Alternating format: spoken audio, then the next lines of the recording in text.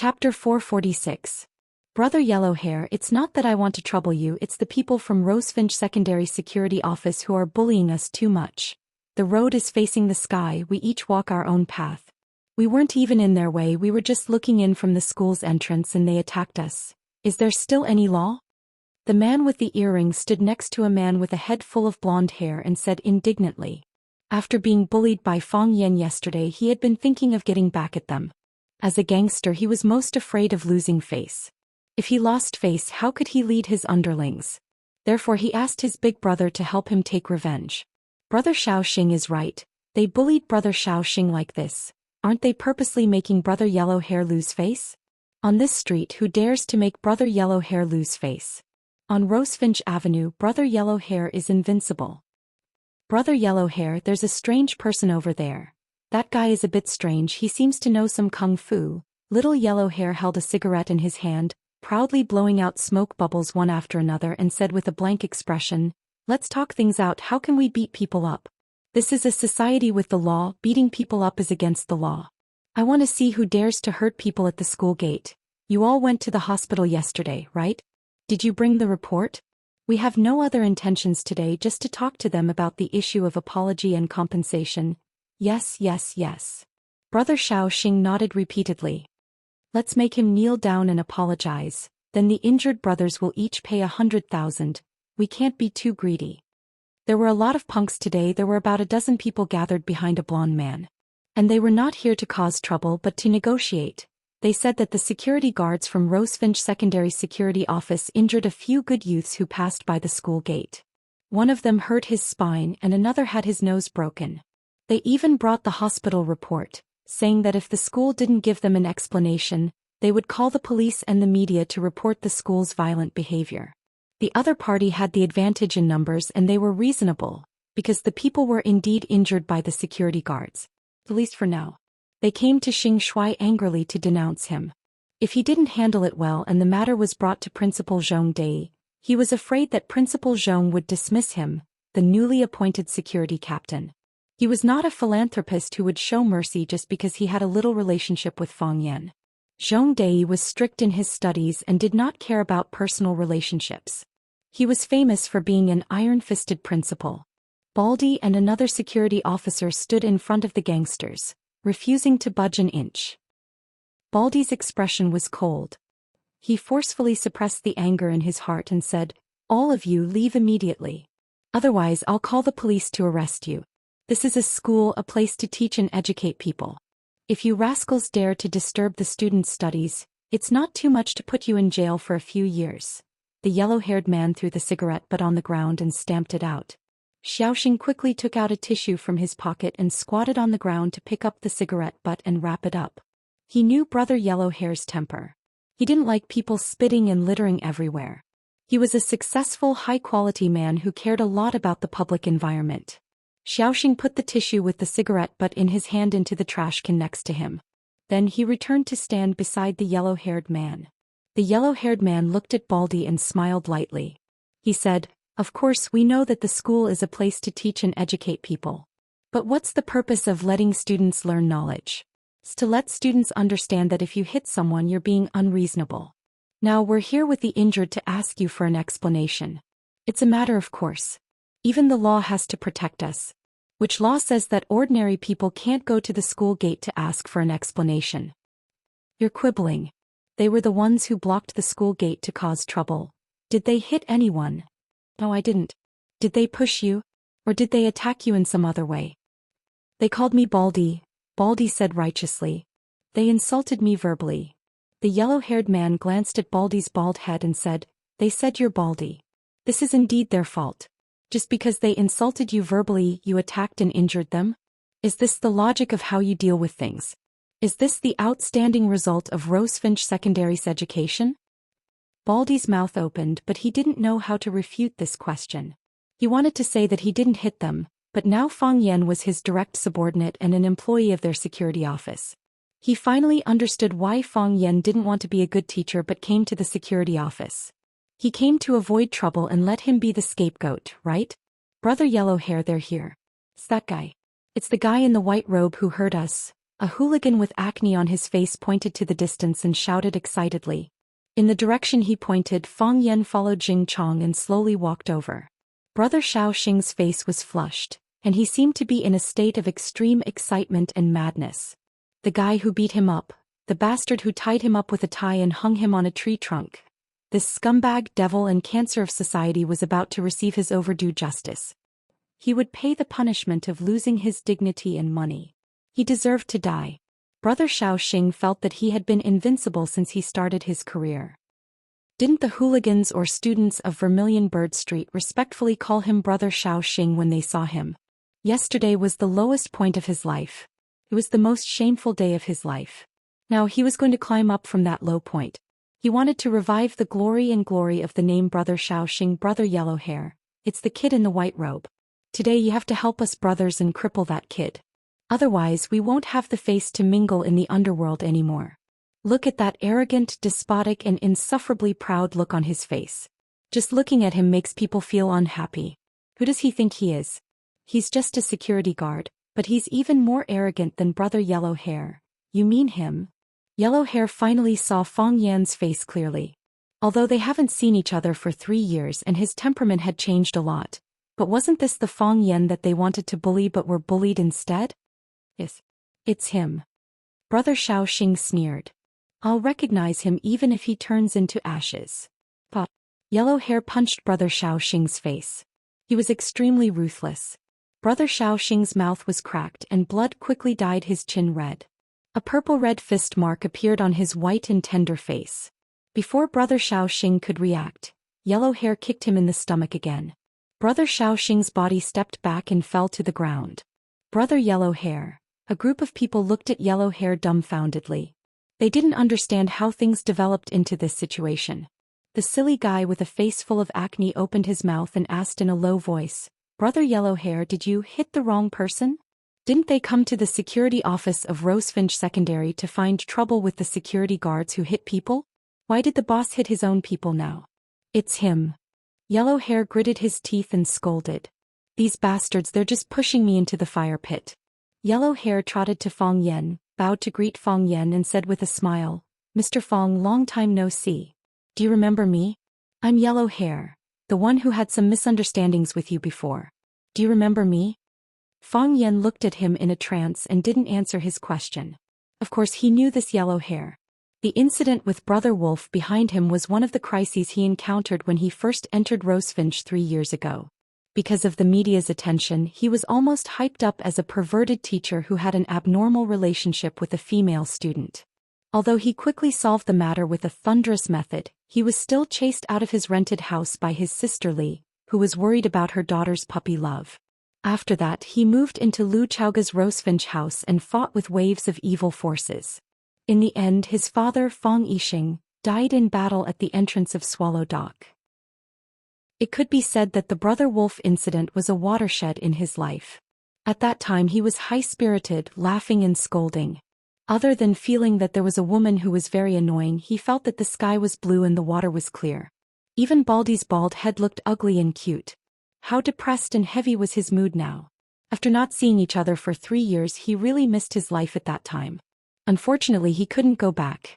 Seeing that Fang Yan didn't respond, Yellow Hair thought that Fang Yan didn't remember who he was. He introduced himself even more diligently and said, At that time, my face was smeared with chicken blood and I even held up a banner at the school gate to denounce you. Oh yes, I wrote kill and taste life. You were very angry and said that I wrote taste wrong and added a side at the side. Do you remember now? Fang Yan finally pulled himself out of his memories. Looking at Yellow Hair's expectant face, he nodded and said, I remember you. Yellow Hair was so emotional that he was about to cry. With red eyes he said, After that incident I realized that being uneducated is indeed a very shameful thing.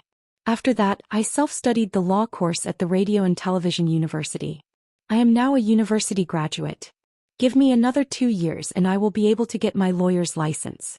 Mr. Fang, you are my first teacher and second parent. Chapter 447. Fang Yan looked at the excited yellow-haired man and asked with a smile, Did you self-study the law course of TVU? Yes. The yellow-haired man nodded proudly. From a hooligan who had tasted blood for blood to a knowledgeable and cultured night school graduate, it could indeed be said to be a huge change of being reborn. You can become a lawyer in 2 years? Yes. I've been preparing for a long time. I'm confident that I can get a lawyer's license in 2 years. The yellow-haired man was even more proud. Fang Yan's eyes became sharp, as if he wanted to see through the yellow-haired man's internal organs and tear off his clothes and flesh. He said with a slightly sarcastic tone, "So, are you trying to tell me that you've become a knowledgeable and cultured hooligan?" The yellow-haired man's face turned red and he couldn't speak for a long time. 3 years ago when I first saw you, you followed a bad guy to touch a girl's but in a small bar. The second time I saw you, you were lying in front of the school gate with blood all over your face. This is the third time we met, right? You came to the school gate with a group of you from 3 years ago. Of course you're knowledgeable and cultured now and you're studying law. Some of the laws are even clearer than I am. In this field you can be my teacher. You won't say that you're hooligans who caused trouble and harassed the girls in the school. You made them into victims. You're not here to block the school. You said you're here to negotiate and find justice. You used to hate the media but now you know how to use the media. You used to be afraid of the police but now you know how to use the police to protect you. You proudly told me that you self-studied the TVU course and you said that you can get a lawyer's license in 2 years. You've indeed improved and you've grown to a level that I'm impressed with. What do you want me to say to you? To encourage you to achieve anything if you have a will? To praise you for turning over a new leaf? Mr. Fong, I didn't mean that, The yellow-haired man was so ashamed that he couldn't speak. He really hoped that Fang Yan could see his growth and he was also eager for Fang Yan to praise him. Even if she patted him on the shoulder, it gave him the strength to move forward. He had experienced too many things in the past few years. He had fought and injured people, eaten and dashed, went to the police station, patted his wife and touched a little girl's butt. However, those past events were like a wonderful popcorn movie, burning in the treasure house of life. Not a single trace was left. That time he became Brother Wolf's chosen puppet. His face was covered in blood as he lay on the stretcher. Fang Yan angrily pulled him up and used his finger to smear the blood on his face. Then Fang Yan seriously added a side to the word, taste. That scene replayed in his mind countless times, crashing into his soul again and again. The appearance of Fang Yan completely subverted his previous worldview. Before meeting Fang Yan, he thought that Brother Wolf's tattoo of a wolf's head was cool. He thought that his companion Zhang Quandan's lip stud was cool. He thought that little wolfhound's ability to drink 12 bottles of beer in one breath was cool. He thought that little pretty boy's ability to rely on his Lu Dehua appearance to be taken care of by all kinds of rich women was cool. Of course, until now he still thought that little pretty boy was cool. He was born with skills that made people envious. However, after getting to know Fang Yan, he felt that Fang Yan was cool when he grabbed the glass bottle in his hand and broke it piece by piece. He was cool when he rushed up and lifted Brother Wolf's body. He was cool when he faced the gangsters and the media. He was cool when he used his finger to smear the blood on his face. Most importantly, he did not have Lu Dehua's face, but many young and beautiful girls liked him. It was as if a candle had suddenly appeared in a dark room, and Fang Yan was the one who had brought the candle to her. He felt that he should change and become a knowledgeable and charming man. So he began to study hard and became the most outstanding graduate of the TV University that year. He liked the law and began to strive for a lawyer's license. All of this stemmed from the influence of the man in front of him. He came to Rosefinch Secondary to look for Fang Yan several times, but he was disappointed every time. Today he was surprised to meet him, but it was in such an awkward situation. Fang Yan looked at the yellow-haired man and said, "If you study hard day and night just to become a cultured hooligan, if you work hard to get a lawyer's license just to defend yourself and your companion's innocence, then I regret reminding you in the first place. I regret teaching you how to arm yourself with knowledge. It's better to let you taste blood. It's also less destructive to society." The yellow-haired man respectfully bowed to Fang Yan and said, "Mr. Fang, I know I was wrong. I relied on what I learned and became arrogant and complacent. I felt that I had a few drops of ink in my stomach, so I wanted to help my brothers to vent their anger. There was a problem with my mentality and there was also a problem with my mind. I didn't use what I learned where it should be used. I'm sorry for your education." Fang Yan's expression softened a little, looked at the yellow-haired man and asked, "What's your name?" "My name is Xianxia," the yellow-haired man said embarrassedly. He also felt that his name was really not presentable. My surname is Hai. My parents used to sell seafood at the ferry, so they named me Xianxia. Xianxia, don't feel ashamed of your name. Fang Yan patted him on the shoulder and said, you should work hard to make your parents proud of your name. Xianxia nodded and said, my parents are already very proud of me.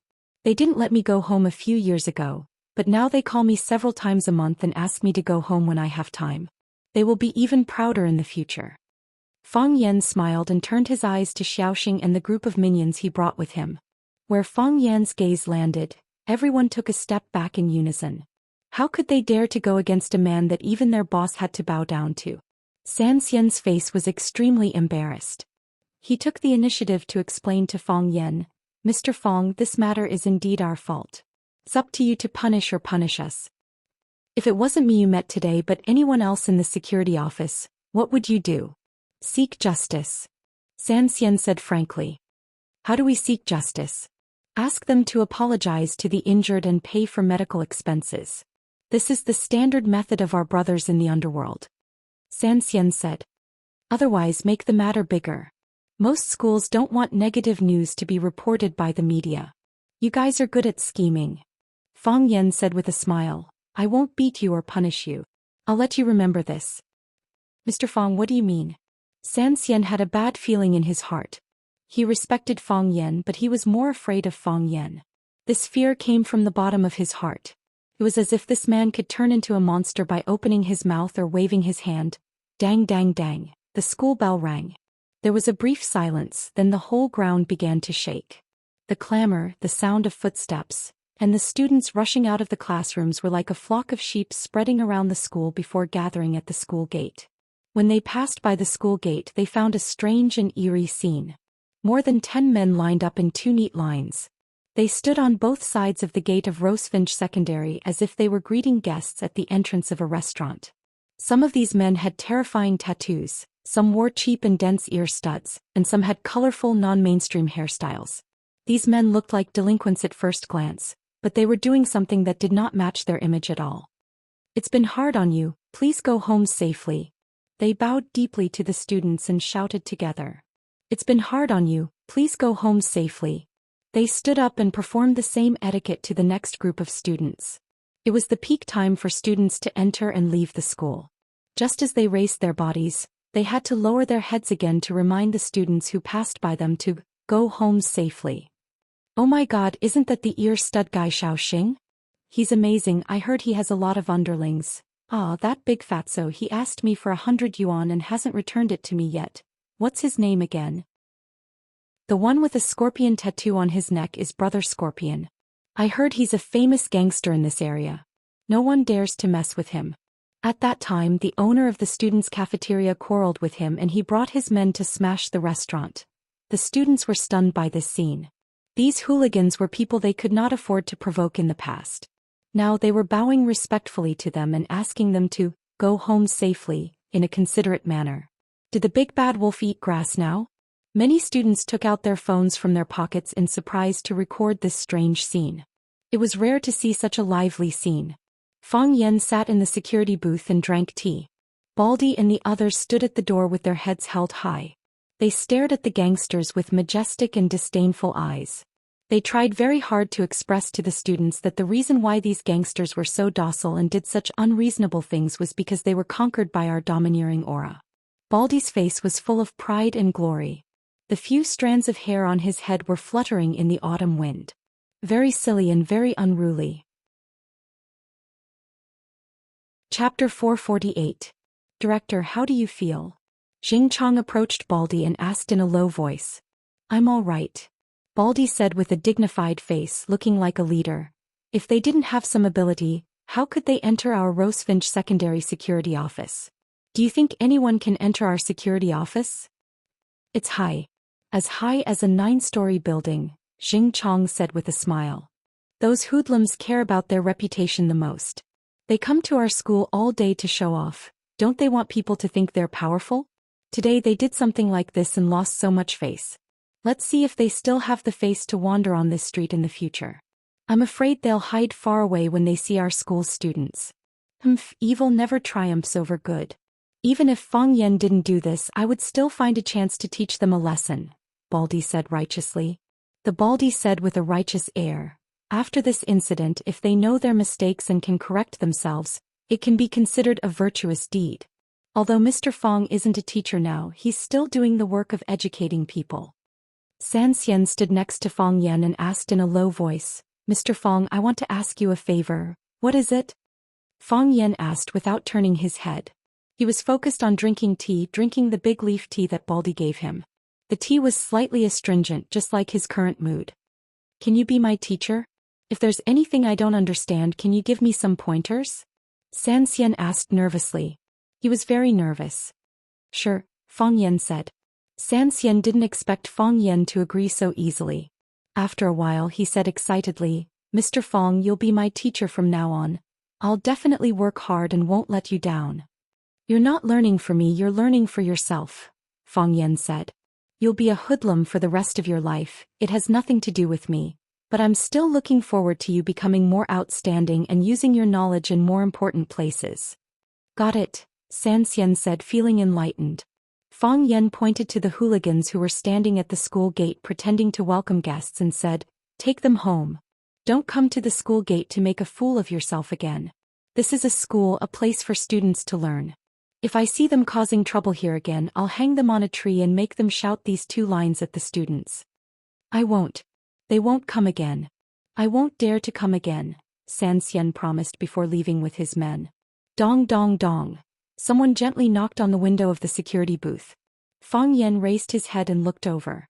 The beautiful girl that he had once met was standing at the window and looking at him with a smile. What's the matter? Fang Yan asked curiously. Are you the school's security guard?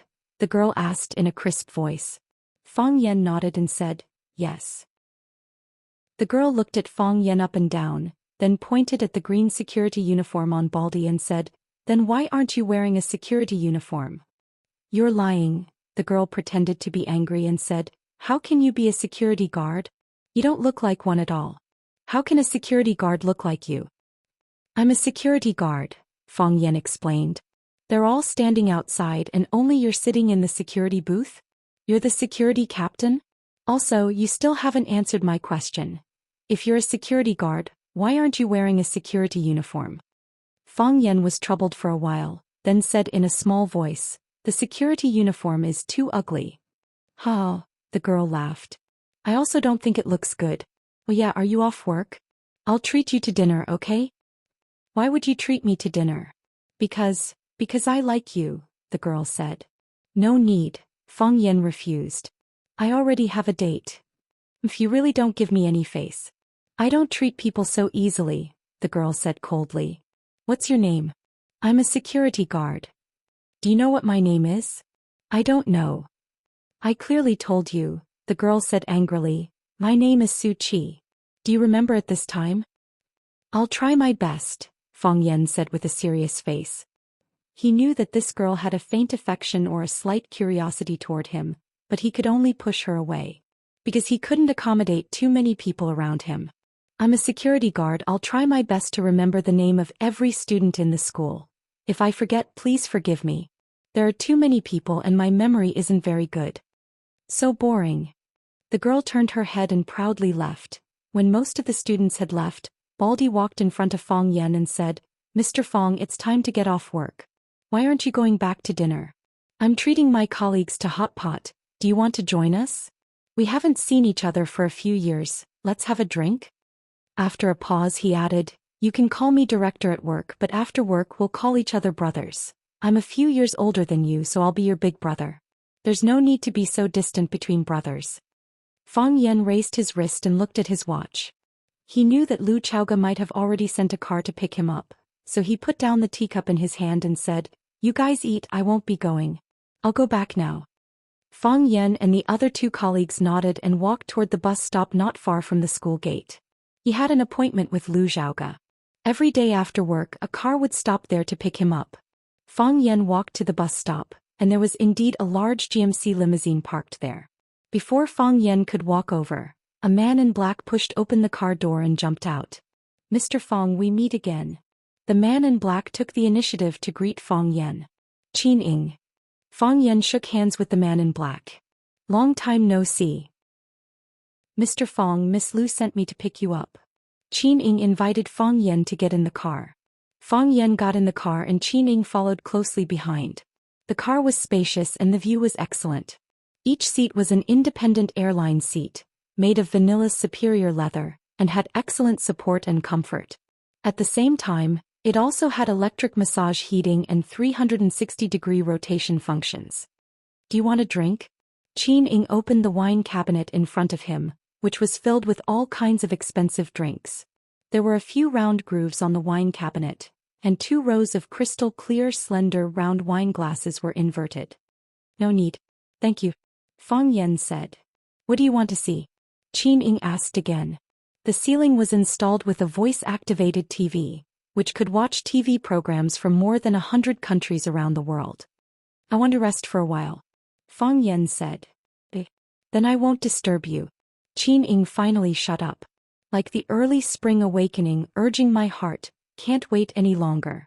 Empty infatuation moving people's hearts. Happy times, it won't be biased. Blissful time, it will not be partial, will be divided into 2 hearts. The independent headphone system and the car's powerful surround sound system played an old Cantonese song by a Hong Kong and Taiwanese actress. The voice was magnetic and the singing was affectionate, making people feel faintly sad. Fang Yan looked at the scenery outside the window, thinking how beautiful it would be if time could be turned back. Where's Chaoga? Fang Yan asked. Miss Lu is in the office, she still has a report to do. Qin Ying answered. She said she'll rush back to have dinner with you. Fang Yan stopped talking and his eyes once again looked at the towering buildings outside the window, and the withered old tree branches on both sides of the road. The autumn wind was cool and the city was full of killing intent. Lu Chaoga wasn't having a meeting in the office, but in a bustling supermarket. She was wearing a black professional suit tailored for her by the world's top clothing brand Angel. On her hand was a limited edition Queen's watch produced only 99 pieces by Patek Philippe. This watch was popular all over the world because it was worn by the Queen of England. The Hermès scarf around her neck was intellectual and exquisite, and her high heels were black and shiny, spotless. Such an elegant and beautiful woman stood out like a crane in a flock of chickens. She didn't fit in with the aunties around her who were carrying baskets or pushing shopping carts. Many people looked at her with eyes full of doubt or hostility, and some people even said that she was a mistress who came to buy groceries to please her sugar daddy and so on. Her assistant quietly pushed the shopping cart behind her. In front of them, on the left and on the right, there was an inconspicuous man forming an iron triangle that surrounded her in the middle, so that they could get close to her in the shortest time possible in the event of an accident. Lu Chaoga didn't care about her surroundings and she didn't care about the gossip floating in her ears. The sad experience when she was young had long made her heart as strong as the toughest diamond. She held a small piece of paper in her hand, and was carefully studying the scribbled words on it. Scrambled eggs with tomatoes. He doesn't like to eat too sweet food, but scrambled eggs with tomatoes is an exception. Broccoli gravy soup. He drank 2 bowls yesterday and there's no broccoli at home, so we need to replenish some stock. And fish. He ate some of every kind of fish, so which kind of fish does he like? Then let's just buy some of each kind. Lu Chaoga kept stuffing the shopping cart with the fresh ingredients she had bought, and the shopping cart was already piled up like a small mountain. Baby vegetables. He likes to eat baby vegetables. Buy more vegetables. Lu Chaoga's face was full of seriousness, as if she was doing the most important thing in the world. What she didn't know was that when she bent over to take the vegetables, her full breasts, plump buttocks and sexy waist that curved like a half-moon exuded a fatal attraction. Women who buy groceries are the most beautiful. Chapter 449. Lu Chaoga didn't go home, so Fang Yan didn't have anyone to talk to. He sat downstairs and drank a cup of green tea, then returned to his room to fill the bathtub with water and buried his body in the pool. As soon as he entered the state of suspended animation, the voice-activated phone installed next to the bathtub rang. Wow, Fang Yan got out of the pool, picked up the phone and asked, "Who is it?" "Mr. Fang, there's a guest." The voice of the nanny Aunt Lu came over. "Do you want to invite him in?" Fang Yan looked stunned and the big drops of water on his hair slid down his cheeks. "Since when did I become half the owner of this villa?" "When Lu Chaoga wasn't here, Did I have the right to receive or expel the guest? Fang Yan was very nervous. He seriously replayed the interaction with Lu Chaoge in his mind again and again. He drank 3 cups of tea, ate 2 meals and said dozens of words. These shouldn't cause her to get pregnant, or make her mistakenly think that he was pregnant, right? Thinking that he was innocent, Fang Yan couldn't drive away the guest who came to visit. Because if his relationship with Lu Chaoge wasn't so close, he had to respect her more and also respect her friends. If Lu Chaoge had become his woman, he could drive away all the guys he didn't like or who were too handsome. Of course, this kind of bullying behavior, which thought that he was nobler than women and loved and protected women, might be scolded as the sand pig doctrine. If there was such a day, Fang Yan didn't mind being a pig. Invite the guest in for tea, Fang Yan said. Okay, Mr. Fang. The nanny quickly agreed. After hanging up the phone, Fang Yan got up and took a cold shower. He wiped his hair and body clean, changed into the white satin clothes that he usually practiced martial arts and went downstairs. Because he had just taken a shower, his face was ruddy and he was in high spirits. Dressed in a white shirt and black shoes, he had an outstanding temperament. When he walked down the stairs, he gave off the feeling of a graceful and beautiful young man.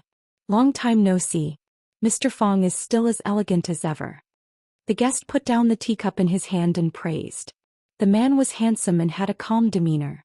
There was a faint smile on his face that made people feel as if they were bathing in the spring breeze. His eyes were gentle and deep, making people feel that he was a kind person, but also a scheming person. It was rare to see a scheming and kind person receive such an evaluation. His white shirt was lined with a checkered waistcoat, and his tailored blue suit made him look both businesslike and fashionable. On his wrist was an exquisite watch with a brown crocodile leather belt. Fang Yan couldn't recognize the brand of the watch, but he really liked it. One of the 4 young masters of Flower City, Jiang Zhulu. Fang Yan had been silent for 3 years and had also disappeared for 3 years. His mentality and temperament had undergone earth-shattering changes, but his old friends were also growing at a speed visible to the naked eye.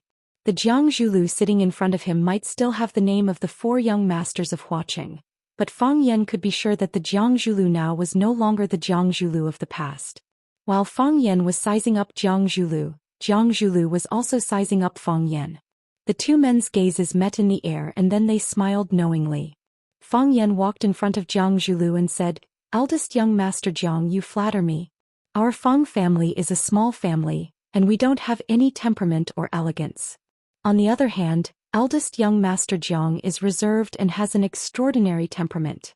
One look and I can tell that you have the demeanor of a great family." Jiang Zhulu laughed heartily and said, "I can treat other people's praise as a cool breeze, and it's over after hearing it once.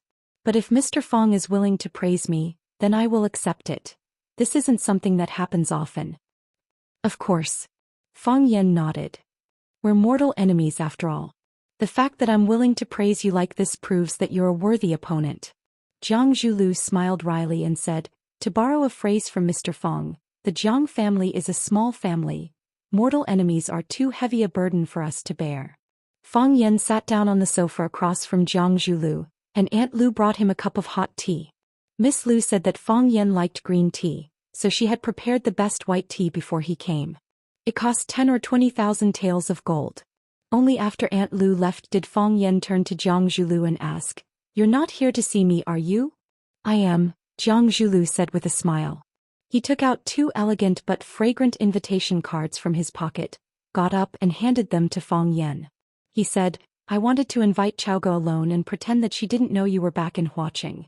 But I think that's a little petty, as if you still can't let go of what happened back then.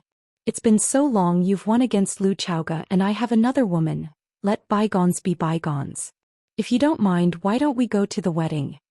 Fang Yan took the invitation card, which said that Mr. Jiang Zhulu and Miss Jiang Xianxia had tied the knot.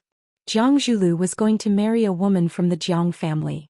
The Jiang family and the Jiang family were connected through marriage after all. Could it be that the Jiang family had been very satisfied with the Jiang family's performance over the past few years, or that Jiang Xianxia was very happy with Jiang Zhuliu's performance? "Congratulations," Fang Yan said in a low voice. "If I have time, I'll be there to congratulate you personally." Women who bought groceries weren't necessarily the most beautiful, which meant that men were lying to you. However, beautiful women who bought groceries were simply so sexy that it made people feel hopeless. They stretched out their fair and slender hands that were smeared with various kinds of nail polish and picked out a bundle of vegetables or a few eggplants from the shelves. Then they frowned slightly and pursed their red lips. The question of whether to choose 2 cucumbers or a box of bitter gourd made them hesitate for a long time. Lu Chaoge didn't have a desire to buy groceries. Most of her items, including her clothes and shoes, were custom-made by her assistant at home when she was slightly free from work. Once the custom-made items were completed, they would be sent over in batches. However, she felt that buying groceries was a very important matter. She had to personally go to the supermarket to pick out the freshest meat and vegetables that were most suited to his taste. Then she would go home and cook them personally. She would complete all the processes by herself. This way her happiness would be doubled. Lu Chaoge felt very happy now. This was because she finally had something else to do after work. It wasn't just work, it wasn't just reading books, it wasn't just watching boring television dramas or pretending to have orgasms. She didn't have to deal with complicated interpersonal relationships or think about those troublesome conspiracies and plots. She could be like other women, go to the market to buy a big basket of good vegetables and then go home to cook soup with her bare hands. The most important thing was that there was a man at home for whom she was willing to cook soup. After Lu Chaoge chose several kinds of delicious and precious fish, her assistant and Jing had to remind her, "Boss, the cart can't fit anymore. Should we get them to bring another cart over?" Can't fit anymore? Only then did Lu Chaoge retract her thoughts from the small piece of paper in her hand. She turned to look at the shopping cart that was piled up like a mountain and said regretfully, "There are still a lot of things that I haven't bought. Boss, we'll just buy the items that you need the most. As for the other minor items, we can make a list and get the housekeeper to buy them, or I can buy them myself." And Jing looked at the mechanical watch on her wrist and said, "You've been out for 29 minutes. You're about to cross the crisis line. We have to escort you back." Lu Chaoge knew that what Jing said made sense. When had she ever had a comfortable day all these years? The Rubik's Cube was a Pandora's box that she had opened with her own hands, attracting batches and batches of demons and devils to surround and covet her. Time and time again, killing intent after killing intent. It was truly exhausting. Lu Chaoge nodded and said, "Then let's go back." Although she looked cold, she was a boss who was very willing to think for her subordinates. If there was a crisis, it would be the protectors around her who would be the first to rush out and fight with their lives. They were the most dangerous targets. A man in black pushed the shopping cart over to pay the bill. Lu Chaoge and Jing walked toward the surface parking lot under the escort of 2 men in black. The underground parking lot was too dark and desolate. There were too few people and too many surveillance blind spots. It was easy for all kinds of accidents to happen. If the car was parked on the surface with the huge flow of people in the shopping mall, it would not be easy for those peeping behind the scenes to do anything even if they wanted to. They also did not dare to brazenly expose themselves in front of the public. The engine of the custom-made bulletproof Mercedes-Benz was on.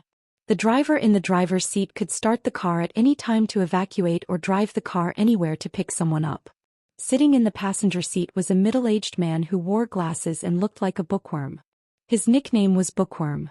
He constantly patrolled the area to prevent any suspicious people from approaching. A man in black opened the car door and Lu Chaoge bent down to get into the car. And Jing sat beside Lu Chaoge as the car door closed.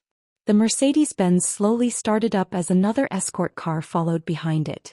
The car drove out of the bustling shopping mall and onto the main road, heading for the flower district where Lu Chaoge's villa was. And Jing felt an itch on her head. She reached out and grabbed a black bug. "Why is there a fly here?" And Jing exclaimed. "Gotcha!" The fly's body suddenly exploded. White light blazed as it turned into a palm-sized saucer-shaped communication device. "This is a genetic bomb. Once it explodes, none of you will be left." A man's calm and powerful voice sounded from the communication device. He didn't remove his original voice and use a mechanical voice, proving that he didn't care if these people knew his true identity. "Then congratulations. You've been kidnapped." Chapter 450. The development of technology had pushed the technology of crime forward. In the past, people had to slash with knives, stab with swords, strangle with ropes, and poison in drinks. There had to be something in contact with the human body. Right now, the criminals were thousands of miles away and it was possible for them to carry out a large-scale massacre. All Jing did was grab a tiny black fly from her hair, but the fly instantly exploded, turning into a genetic bomb that could communicate and explode. It was even more powerful than Monkey Sun's 72 transformations. Lu Chaoga had been busy with the research of the Rubik's Cube in recent years, so it was impossible for her not to know the notoriety of the genetic bomb. And Jing was originally an outstanding graduate of a famous university. After interviewing for a job at Chaoyan Technology, she was placed in an important position by Lu Chaoga and promoted to a business assistant. Over the years she had followed Lu Chaoga and seen too many conspiracies and hunts. She also had a deep understanding of the genetic bomb.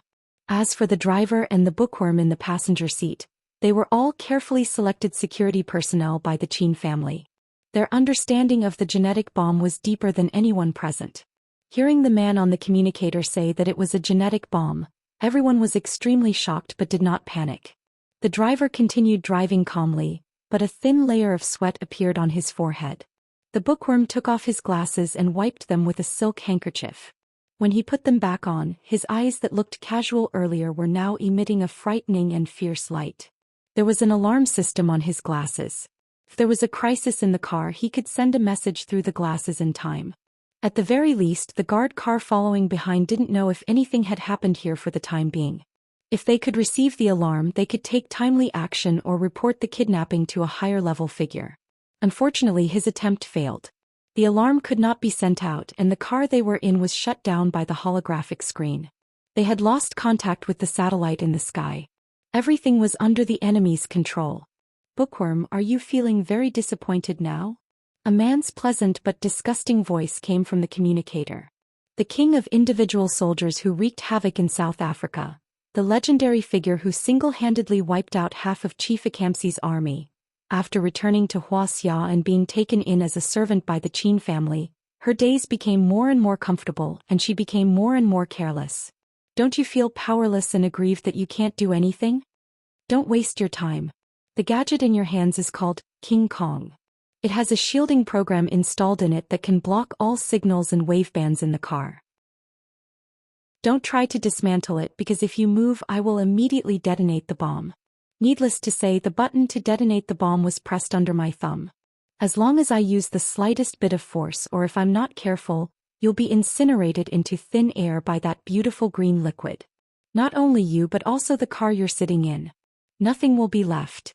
After a pause, the man continued, "Oh, I almost forgot to tell you that your every move is under my watch. Allow me to introduce myself. I am a sovereign. Don't try to resist me because I really like killing people." Bookworm sat quietly in the front row, not saying a word, not accepting the mockery and provocation of the sovereign. He was not surprised that those people knew his past information so clearly. With the expansion of the influence of the Rubik's Cube and the increasing importance of Lu Chaoga, he was sent to replace Qin Ying as Lu Chaoga's security captain, directly responsible for Lu Chaoga's personal safety. In these 2 years he had defeated countless snipers.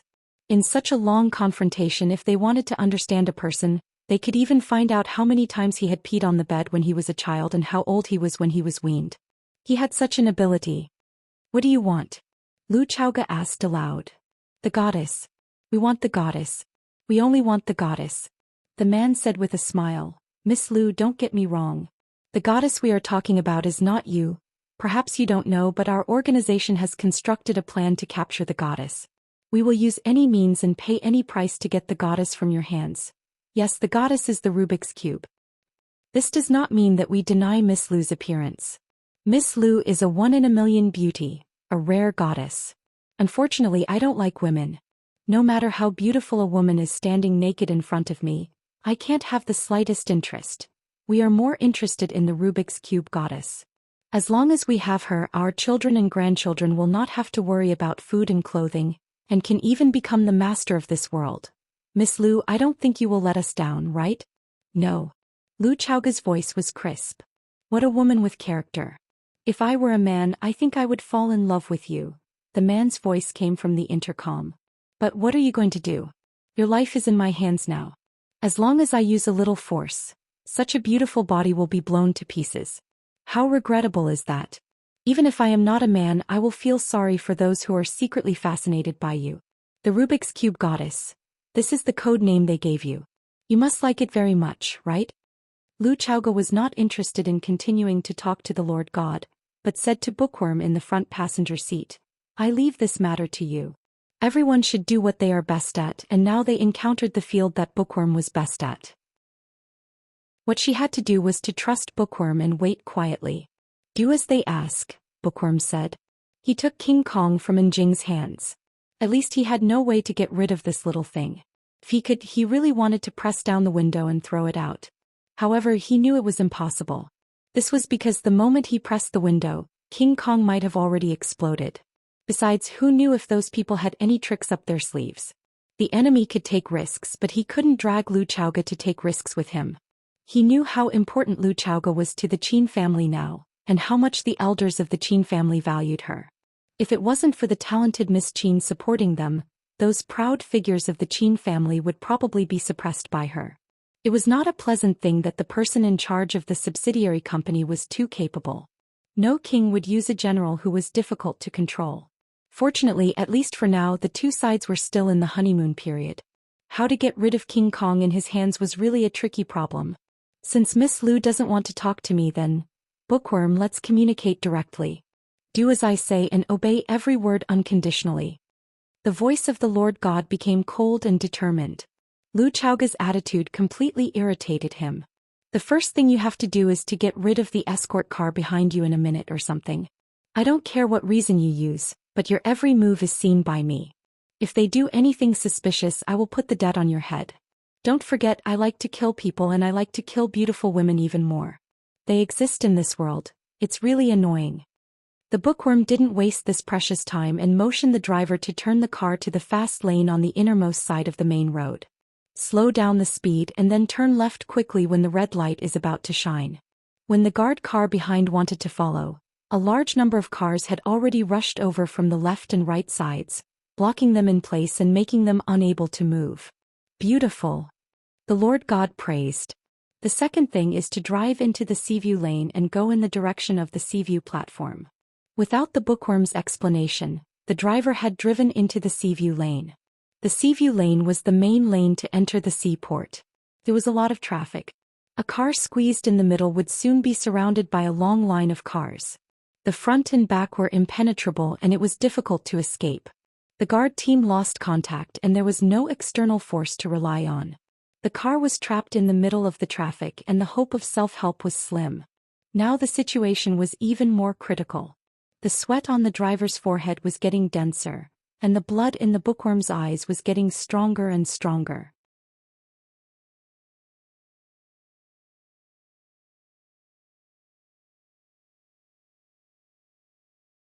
Chapter 451. Aren't you afraid? The Lord noticed Lu Chaoge's ease and asked doubtfully. Lu Chaoge's eyes are still on the gorgeous style of clothes in the magazine, thinking that she should order a batch of autumn clothes. Although she has enough clothes, it's best not to repeat them. Otherwise, men will be tired of looking at them. Hearing that the Lord is still asking questions, she answered perfunctorily and said, Afraid. Aren't you afraid I'll kill you? The Lord is very curious about women. The more you don't understand a woman, the more curious you are. Afraid? I don't see you afraid. Lu Chaoge finally looked up and said in a sarcastic voice, I've prepared for the worst. Now that moment has not come. In the battlefield of feelings there is no fairness, only who loves who more. Lu Chaoge did not know what kind of feelings he had for Fang Yan. Was it familial love, adoration, attachment, or perhaps attachment? She has never thought about this topic. Because for her it doesn't matter. She lost her parents when she was a child and was an orphan living in the enemy's home. Her heart has long been hard and her blood has long been cold. Later, the miraculous appearance of her aunt gave her a clear understanding of her family. Where there are relatives, there is home. Although her aunt was burned to such a horrible appearance, she is also her most precious and only relative. It is for this reason that she knows that her aunt is doing something crazy and does not object to it. She understands her aunt and understands how desperate and crazy it is to live and die. However, her aunt who loves her the most is also dead. If no one in the world loves you, then find someone you love. Fortunately, there is Fang Yan. The man who was betrayed by her, the man who blocked the knife for her, the man who pulled her out of the mud again and again. If there is still light in the world, it is the place where Fang Yan is. If there is warmth in the world, it is when they watch the fireworks under the same sky. Lu Chaoga's life was complicated yet simple, pitiful yet happy. The 3 years of rapid development of the Rubik's Cube were also the most dangerous years for Lu Chaoga's personal safety. Countless conspiracies, countless traps, countless fire pits, countless assassinations, countless poisons and drinks, but she had survived them all. She did not complain and no one would listen to her. He had never thought of retreating. She had nowhere to retreat to. She had escaped too many times. She was lucky. This time she did not avoid it. That was her fate. Sometimes luck and fate were just a step apart. The Lord was silent for a long time. When everyone thought that he had disappeared or was busy with other things, his voice came again.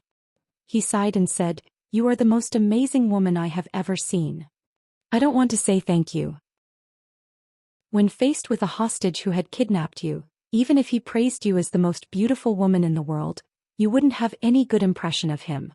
Lu Chaoga's eyes had turned to the magazine again, and she had lost interest in talking to the Lord God. She just couldn't understand, how could there be such a long-winded kidnapper? Didn't he understand that talking too much leads to mistakes?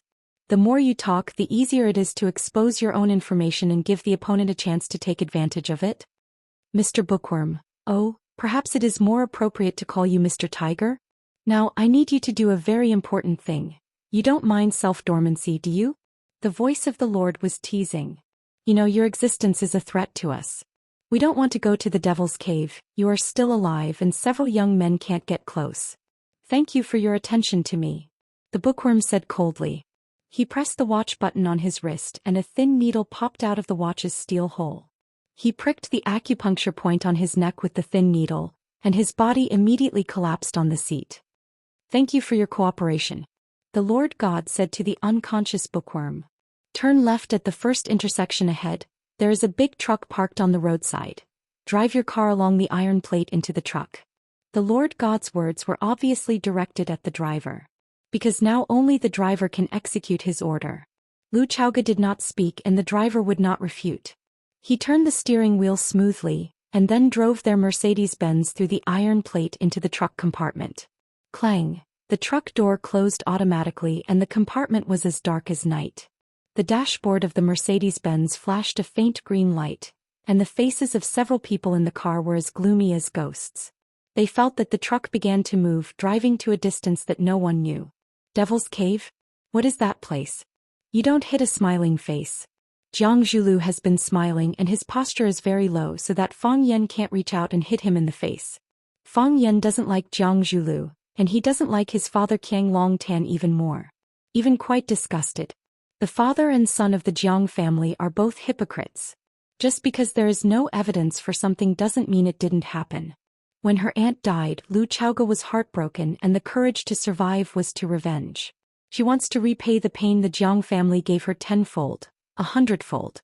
After 3 years, Jiang Zhulu came to invite Fang Yan and Lu Chaoga to attend his wedding, pretending that nothing had happened. What kind of drama was he putting up? Hearing that Fang Yan is willing to make time to attend his wedding, Jiang Zhulu was very happy and said with a smile, Mr. Fang, your name shook Huaqing 3 years ago, and even after 3 years, there are still all kinds of legends about you in Huaqing. If I can invite Mr. Fang to attend my wedding, it will definitely add a lot of color to the wedding banquet. When the time comes, I will definitely toast to you a few more times. Fang Yan shook his head and said, I don't drink. I've already quit. Jiang Zhuliu's smile gradually disappeared and he said with a regretful expression, I've heard a little about your father, he is a true hero. The dead are long gone and the living are like this. I'm sure uncle has another kind of fun in heaven, don't be too sad while you're alive. Fang Yan looked at Jiang Zhulu and said, what kind of fun is there in heaven? Why don't I send you up there to take a look? Jiang Zhuliu's expression was very awkward. Do you know how to talk? How can I continue this kind of conversation? The human world is fine, why do I have to go to heaven? If you want to go up there and accompany your father. I'm just joking, don't mind me, Fang Yan said with a smile. We're friends, why would I send you up there? I'll send anyone who sends my father up there. You didn't harm my father, did you? Why would I do such a thing? Jiang Zhulu said with a face full of anger. Don't harm your family. What grudge do I have with you? Why would I do such a thing to your family? I also hope that Mr. Fong can find the real culprit and avenge your father. At that time I will naturally accompany Mr. Fong and get drunk. Thank you, Fong Yan said. I don't drink. At that time I'm sure Mr. Fong will be willing to drink to his heart's content. Jiang Zhulu was about to leave when Qin Ying suddenly barged in through the door. His face was ashen and it was obvious that something big had happened. What happened? Fong Yan had a bad feeling in his heart. Qin Ying quickly walked in front of Fong Yan and said, I just received a call from the guard team. They lost contact with Miss Lu's car. 3 minutes ago. Tell me in detail, Fong Yan said coldly, suppressing the anger in his heart. I lied to you. Miss Lu didn't stay at the research institute for a meeting, but went to the mall with her assistant to buy groceries. Qin Ying hurriedly explained and reported the whole process of Lu Chaoga's disappearance to Fong Yan in detail. Miss Lu finished her shopping and the convoy began to return. While waiting for the traffic light at the intersection of Huaqing, the car that Miss Lu was in suddenly turned left, and the guard team behind was blocked by other cars, unable to follow closely. After this sudden incident, the guard team immediately contacted the car that Miss Lu was in. However, Miss Lu's phone couldn't be connected and Assistant Anne's phone couldn't be connected either. There were 7 other communication tools between the 2 cars, including satellite communication equipment and wave transmission equipment. All communication methods were blocked. While Qin Ying was reporting the situation, Fong Yan had already opened the map on his phone and started to search for the area where Lu Chaoga went missing. His eyes were glued to the map as if he wanted to drag Lu Chaoga out of the map. They suspect that Miss Lu was kidnapped, and are currently searching the area where the car went missing, Qin Ying said. The guard team reported back the situation and awaited further instructions. Damn it! Fong Yan grabbed the teacup in front of him and threw it at the opposite side. Jiang Zhulu, who was holding the teacup and listening to the conversation between Fong Yan and Qin Ying, couldn't dodge in time, and his forehead was hit by the flying teacup. Smack! The teacup smashed onto Jiang Zhulio's forehead, causing tea to splatter everywhere. A few tea leaves stuck to his face in an unsightly manner. The refined and elegant Huaqing's 4 young masters looked miserable and battered at this moment. Even a clay Buddha had some vitality, and Jiang Zhulio's ability to maintain his vitality was extremely good. However, when faced with the humiliation of having tea splattered on his face, it was hard for him to bear. Jiang Zhulu was furious. He jumped up from the sofa, wiped the tea off his face and shouted at Fong Yan, Are you crazy? What are you doing? I'm also very worried about Lu Chaoga's disappearance. But what does this have to do with me? What right do you have to throw a teacup at someone? After flying into a rage, Fong Yan calmed down a little. He looked at Jiang Zhulu guiltily and said, I'm sorry, I was too angry. Chapter 452. You're angry? Shouldn't I be? Can I hit someone just because I'm angry? Can I hit you just because I'm angry? Jiang Zhulu didn't believe Fong Yan's bullshit about hitting someone because he couldn't control his emotions. This guy didn't play by the rules and he had been beaten up by him several times 3 years ago. Every little move he made had a deep meaning behind it, and he didn't realize it until the truth was revealed. Now he was hitting him with a glass. What was he trying to do with Lu Chaoga's disappearance? Jiang Zhulio's hair stood on end and a chill ran down his spine. His extreme wariness of Fong Yan made his anger disappear and he calmed down as well. Fong Yan sat back down on the sofa and looked at Jiang Zhulu like a lone vulture. I went back to Huaqing yesterday and you came to give us an invitation today and then Chaoga was kidnapped. Jiang Zhu, how can I believe that you have nothing to do with this? It's a coincidence. It's all a coincidence, Jiang Zhulu said firmly. Jiang Zhulu said firmly. He didn't want to have anything to do with the kidnappers. I feel bad that something like this happened in Chaoga. Chaoga is your lover and she's also my family. I can promise you that I have nothing to do with this. If I had decided to kidnap Lu Chaoga today, would I have come to give you an invitation and let you humiliate me like this? That's hard to say. Fong Yan stared at Jiang Zhulu as if there was a flower on his face. You and your father conspired to kill Chaoga's parents, but didn't you pretend to adopt her for so many years? Fong Yan, don't slander me. You need evidence. What evidence do you have to prove that we killed Lu Chaoga's parents? What evidence do you have to prove that I was the mastermind behind Lu Chaoga's kidnapping? If you keep trying to frame me, I don't mind suing you for slander. You won't get a lawyer. Fang Yan said calmly, because you know very well in your heart that if you sue me because of this matter, it will only cause a big uproar. Moreover, it will confirm the fact that you are the murderers of Lu Chaoga's parents. You will only desperately want to disassociate yourself from this matter. Jiang Zhulu glared fiercely at Fang Yan and said, So, you saw that it was difficult for us to defend ourselves, so you wanted to pour this basin of dirty water on us, father and son? I won't wrongly accuse a good person, Fang Yan said, but I won't let any bad person go either. If you're the bad guy, we can only fight to the death. It seems like we can never be friends, Jiang Zhulu said as he looked at Fang Yan. I don't befriend people with evil intentions. I hope you're right. Jiang Zhulu sneered. He walked in front of Fang Yan, picked up the 2 invitations on the coffee table and turned to walk towards the door. Qin Ying's figure flashed and blocked in front of Jiang Zhulu. This was Lu Chaoga's house. When Lu Chaoga wasn't here, Fang Yan was the owner of this house. The owner didn't say anything, so how could he be allowed to leave as he pleased? Moreover, Fang Yan said that the kidnapping incident was related to Jiang Zhulu. Was it related or not? This matter had to be cleared up before he could leave. Jiang Zhulu looked at Fang Yan and sneered, saying, What? You want to keep me here? If the owner wants to keep me here, then I'll really be an unwelcome guest and not leave. Fang Yan looked at Qin Ying and said, Tomorrow is someone else's big day, how can we detain the groom? Let him go. We still have to go to his wedding tomorrow. Qin Ying was full of doubts but still listened to the order and moved to the side. Although I know you'll definitely refuse, I still have to say this. I'm also very worried about Lu Chaoga's disappearance. If there's a need, you can give me a call. My Jiang family also has some connections, so we'll definitely do our best to search for Lu Chaoga's whereabouts. Jiang Zhuliu's voice was loud and clear as he said, Lu Chaoga has misunderstood my Jiang family, but my Jiang family will always treat her as a family member. Why should I refuse? Fang Yan asked. Go on, do your best to find her. When you find Lu Chaoga, I'll treat you to a drink. Jiang Zhulu took a deep look at Fang Yan and strode out of the villa. At the entrance of the villa's courtyard, a champagne-colored Bentley was parked. An old man in a well-ironed suit stood beside the car. When he saw Jiang Zhulu coming, he immediately opened the door of the KI in a gentlemanly manner.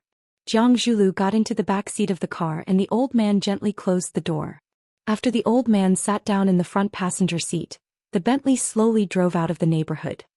Young master, you've been wronged, the old man said softly as he handed over a white and soft silk handkerchief. When Jiang Zhulu went in, he had an extraordinary bearing, but when he came out he was extremely angry. It was obvious that the conversation inside wasn't very friendly. Jiang Zhulu took the silk handkerchief and wiped the water stains on his face and clothes. He said with a light smile, Fang Yan is a mad dog. He bites anyone he sees and he changes his attitude faster than flipping a page. He's just like that and I've known him for a long time. He bears a grudge against you, young master, the old man said. Hatred is like a seed. The longer it lasts, the higher it grows. In the end, it will become a towering tree.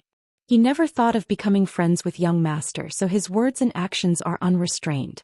This kind of person is the most taboo because no one knows when he will turn hostile. And when he turns hostile, he won't show any mercy. Let him be, Jiang Zhulu said. However, there's a piece of news that we should pay attention to. Lu Chaoga has disappeared. It's very likely that she's been kidnapped. Young master, do you have a suspect? No country can do without 3 types of people. Those with guns, those with pens, and there's also an idiot. Jiang Zhulu glanced at the Lu family's small building that was gradually getting further away and said, I really want to know which idiot is helping the people get rid of a pest. You'll find out eventually, the old man comforted him. When the time comes, young master will treat him to a drink. Longtu Clubhouse. This was a luxurious business clubhouse that Longtu Group had invested nearly 1 billion to build. It was also named after Longtu Group and was one of the most private and high-end gathering places in Huaqing. Longtu Group was named after the names of its 2 founders, Qiang Longtan and Lu Mingtu. Lu Mingtu died young and the 2 in Longtu Group's name had been missing. However, Qiang Longtan was extremely capable and turned the tide. He single-handedly propped up the company and led Longtu Group to carve out a big place in the new energy field. Of course, their good days ended 2 years ago. That was because another energy company had risen rapidly and lit up the entire sky like a comet. Xiaoyan Technology, the energy technology company with the logo of 2 small red flames burning above and below, appeared out of nowhere. As soon as they appeared, they charged forward with an unstoppable, invincible stance, sweeping away everything in their way. They were not only a nightmare for Longtu Group, but also a nightmare for energy companies in Wuxia and even the entire world. Under the suppression of Xiaoyan Technology, although Longtu Group was not as powerful as it used to be, it still used Qiang Longtan's magical operating methods and a large amount of financial support to wantonly merge with Zhou Group, firmly occupying the second place in the energy field in Huaqing. The first and second place were natural enemies. The two companies fought fiercely against each other repeatedly. The chairman of Longtu Group, Qiang Longtan, had publicly announced through the media that if possible he was very willing to expand the scope of cooperation with Xiaoyan Technology. However, the strong female leader of Xiaoyan Technology, Lu Chaoge, who was deified by countless media outlets, sharply rejected him. We can talk about acquisition but not cooperation. Jiang Zhulu went to send invitations to Lu Chaoge and Fang Yan, inviting them to attend his wedding. This was also a show of goodwill. Lu Chaoge was pressing hard and the Jiang family's days were not going to be easy. That woman was full of murderous intent. She was determined to take down Longtu Group. Unfortunately, it was unknown whether Lu Chaoge's luck was too bad, or whether Jiang Zhulu did not look at the almanac when he left the house. He and Fang Yan were chatting happily when news of Lu Chaoge's kidnapping came. This way, the Jiang father and son's goodwill intentions were thrown into a frozen lake. Sending invitations on the day Lu Chaoge was kidnapped. Who would believe that you had nothing to do with this matter? Today, Longtu Club was not open to the outside world, because the son of Longtu Group's big boss, Jiang Zhulu, was going to hold his wedding here. The seats were full and luxury cars were everywhere. As one of the 4 oldest families in Huaqing, they naturally had a deep foundation and a huge network of connections. High-ranking political officials, wealthy tycoons, celebrities all shone brightly, illuminating the night sky of Huaqing. Longtu Club was decorated with lanterns and streamers, and the largest hall, Phoenix Coming Morning Hall, was a sea of fresh flowers. Hundreds of thousands of fresh flowers formed a beautiful rural landscape. The closer they were to the front of the stage, the higher their status and seniority. Some of the young people who came to support were arranged slightly further back. For the wedding of Jiang Zhulu, one of the 4 young masters of Huaqing, other than Mei Yingxue, who never appeared in public, Lan Shanggu and Lu Shu came to support. They sat together with a few influential young masters in the circle, chatting and laughing so they did not feel bored. Lan Shanggu looked rough and straightforward, but it was easy for him to get along with those young masters. Ever since Lu Shu's face was disfigured, he had become a monster in Huaqing. He spoke in a strange way and his methods were cruel and ruthless. He gave off a gloomy aura that kept people away. Lan Shanggu chatted and laughed with everyone for a while. Then he tilted his body slightly and approached Lu Shu, who was drinking his tea in silence. He said, "If the Jiang family pushed Jiang Xianxia out as bait 3 years ago, then has Jiang Zhulu satisfied the Jiang family or Jiang Xianxia? How did this happen?" Chapter 453. You have a close relationship with the Jiang clan. Is there a story behind this? Lan Shanggu looked at the willow tree and asked curiously. The Lu clan and the Jiang clan were related by marriage. Lu Shu and Jiang Zhulu were cousins. However, because of the Rubik's Cube, the little goblin that was hard to control, the two clans often fought against each other. They knew that if they didn't expose the truth, they could still be relatives.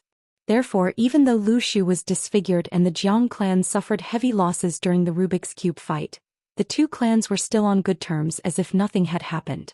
If the Lu family had given the whereabouts of the real Rubik's Cube to the Jiang family or directly used Lu Zhaoge's aunt to negotiate terms with the Jiang family, there wouldn't have been a life-and-death struggle between the two families. The reason why Lu Zhaoge and her aunt could persist until the end, besides the appearance of Fang Yan, was that they had taken advantage of the greed of the two beasts, the Jiang family and the Lu family. How could Lu Zhaoge and his aunt fight against a giant like the Lu family with only their strength?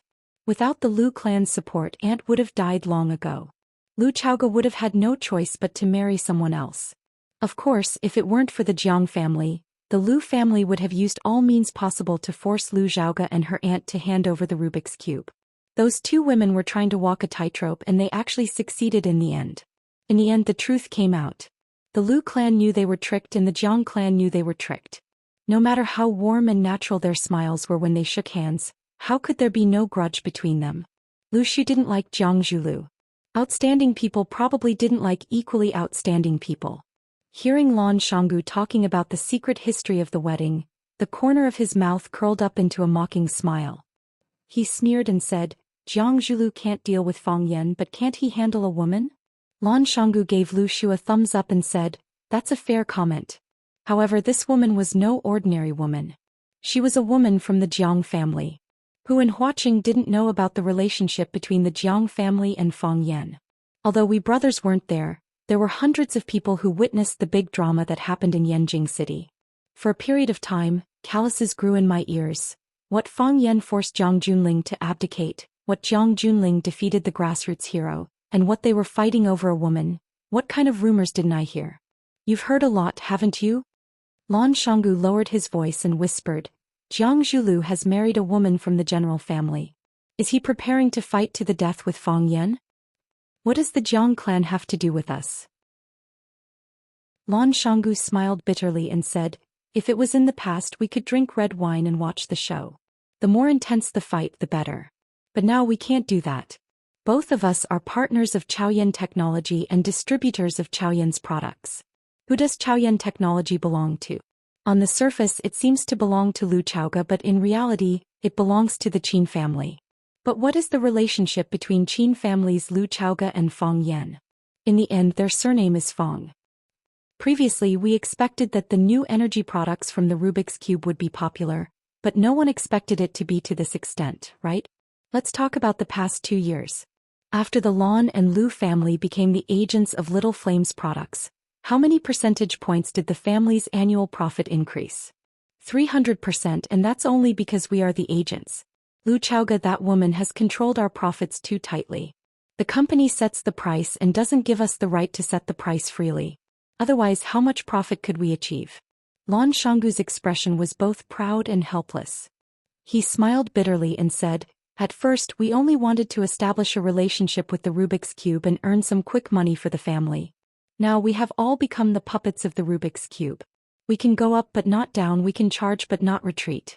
After tasting the benefits of the Rubik's Cube, if I tell you to transfer the agent rights to someone else, will the Lu family agree? Will you fight with your life? Anyway, I won't do it. How many years has it been since Chaoyan was established? It has only been a little more than 3 years since its establishment, and it has already developed to this point. In the future, as the energy crisis becomes more and more serious, the power that the Rubik's Cube can display will become more and more powerful.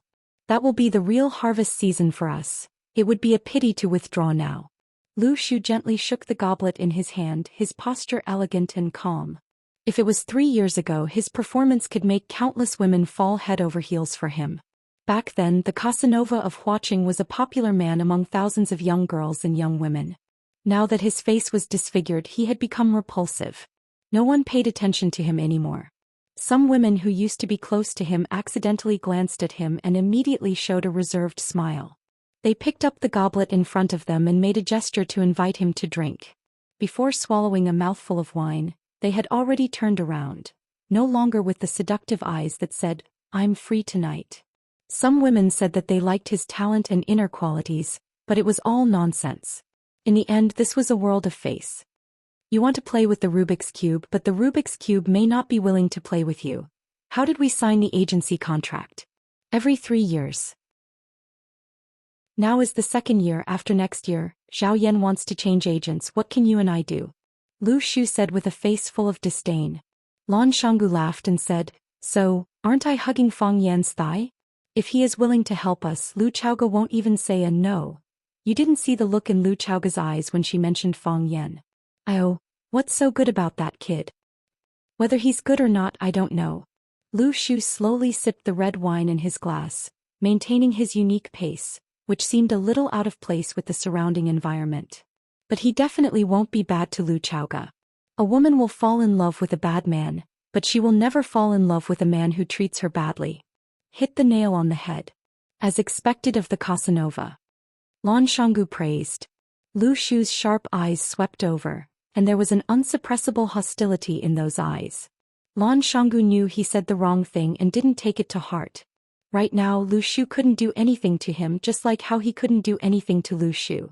They were two dogs, Chao Yan Technology's dogs, Lu Chaoga's dogs, or rather Fang Yan's dogs. They found 3 agents to maintain a balanced development of the 3 legs of a tripod. They needed the Jiang family and the Lu family to fight and bite each other. This way it would be easier for them to control, and it would be easier for them to make the market bigger and better. Of course, even if the Jiang family and the Lu family joined forces to fight with Chao Yan Technology for the right to speak, it wouldn't have any pressure on them. Because they still had the Qin family's huge sales system to help them sell. No matter what, the Qin family wouldn't stand on their side. Unless the Qin family wanted to become the biggest shareholder of Chao Yan, and join forces with the Jiang family and the Lu family to force Lu Chaoga to abdicate. Was that possible? Thinking about it, they were a bit expectant. However, Lan Shanggu and Lu Shu both knew that there was a 99% chance that this would happen. Why would the Qin family give up on Lu Chaoga, who was easy to control and suppress, and choose Lan Shanggu and Lu Shu, a huge family with a lot of resources? Everyone understood the logic of not being able to get rid of a big family.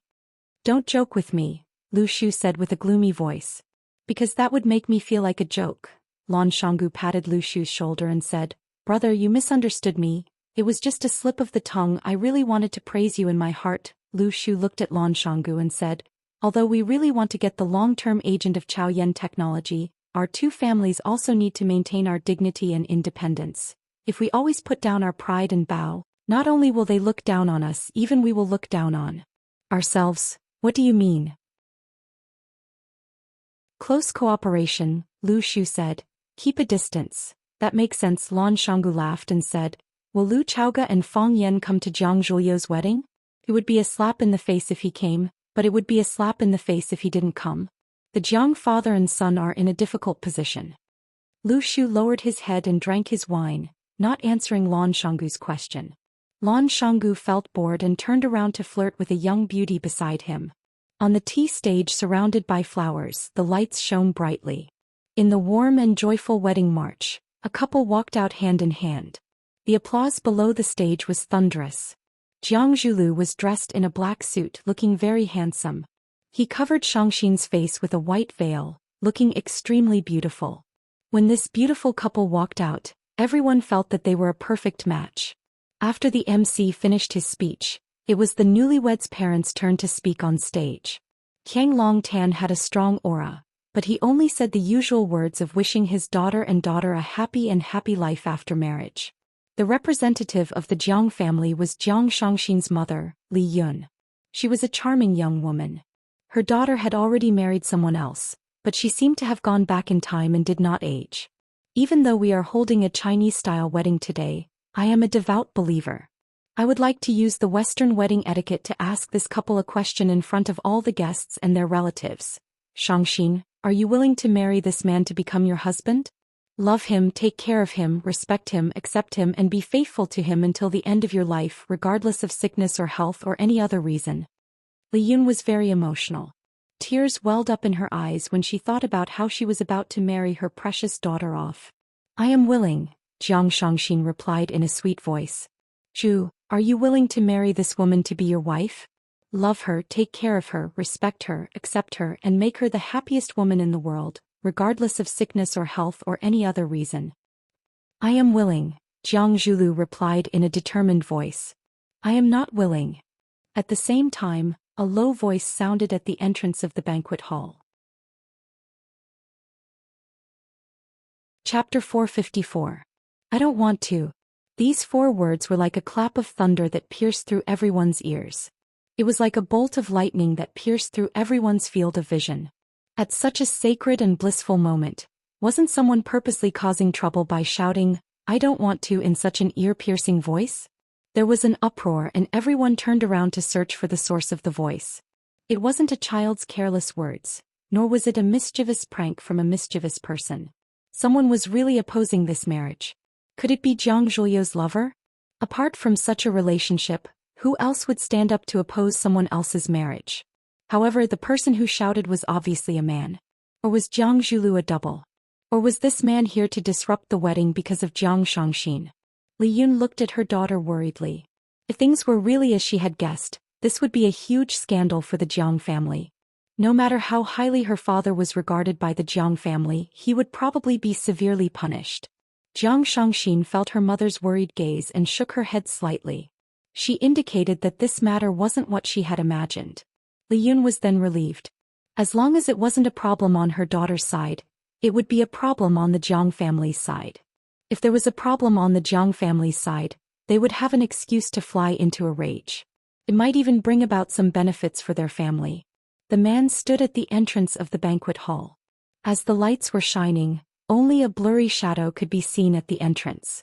He walked over step by step from the darkness to the light. His silhouette gradually became clearer, and it was completely presented to the guests. He had returned to the public eye after leaving for 3 years. Finally, someone remembered who he was. Ah, he is Fang Yan, the teacher from Rosefinch High School. He is back again. His martial arts skills are very good and he even fought with the Japanese sword god. Do you remember? Didn't I say, why is he back again? Don't tell me, he and Jiang Zhulu. He wore a white shirt and cloth shoes and his black hair was flying in the wind. His spine was straight and he looked prouder than everyone else. He walked toward the podium step by step. His footsteps were light and his body was agile. Many people discovered this strange situation. They realized that watching a man walk was a very pleasing thing to the eyes. Women were not the only ones who thought this way. Even men felt that he was walking a beautiful path. He walked in an imposing manner and was as elegant as an immortal. Fang Yan stood below the stage, his handsome face slightly raised. He looked at the newlyweds and their parents standing on the stage and said firmly, I don't agree. He said again, I don't agree. Jiang Zhulio's expression was extremely ugly as he forcefully suppressed the anger in his heart. He stared at Fang Yan and said, Fang Yan, if you're here to bless and drink, I'll warmly welcome you. I'll definitely accompany you for a few drinks later. Let's not go home until we're drunk. If you're here to deliberately provoke and ruin my wedding, aren't you going too far? There were hundreds of friends and relatives present, and they had just given me their most sincere blessings. Aren't you afraid of being condemned by thousands of people for insulting me like this? Jiang Zhulu lived up to his reputation as one of the 4 prodigies of Huaqing. Even though he was on the verge of exploding, his words were clear and logical. He naturally placed himself on the weaker side, winning the sympathy of everyone present.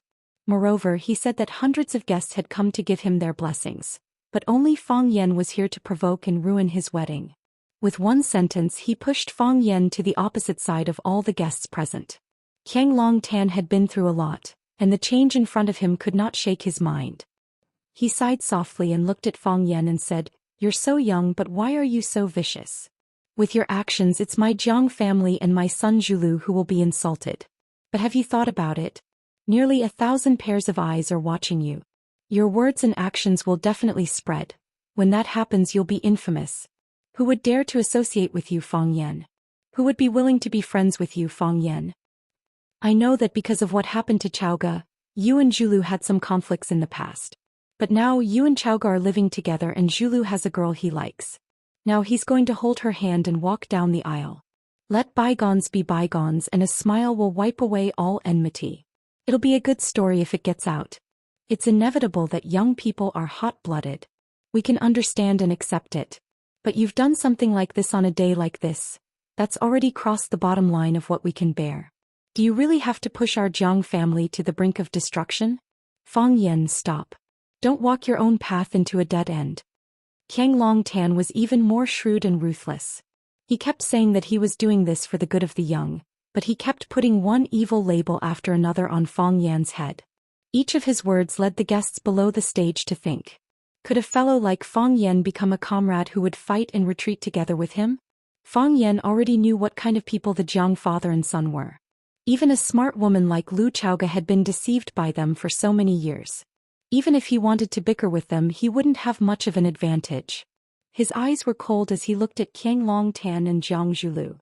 He said in a low voice, I didn't intend to ruin their wedding even though I really don't like them. Whoosh! A clamor rose from the ground. Wasn't this guy being too straightforward?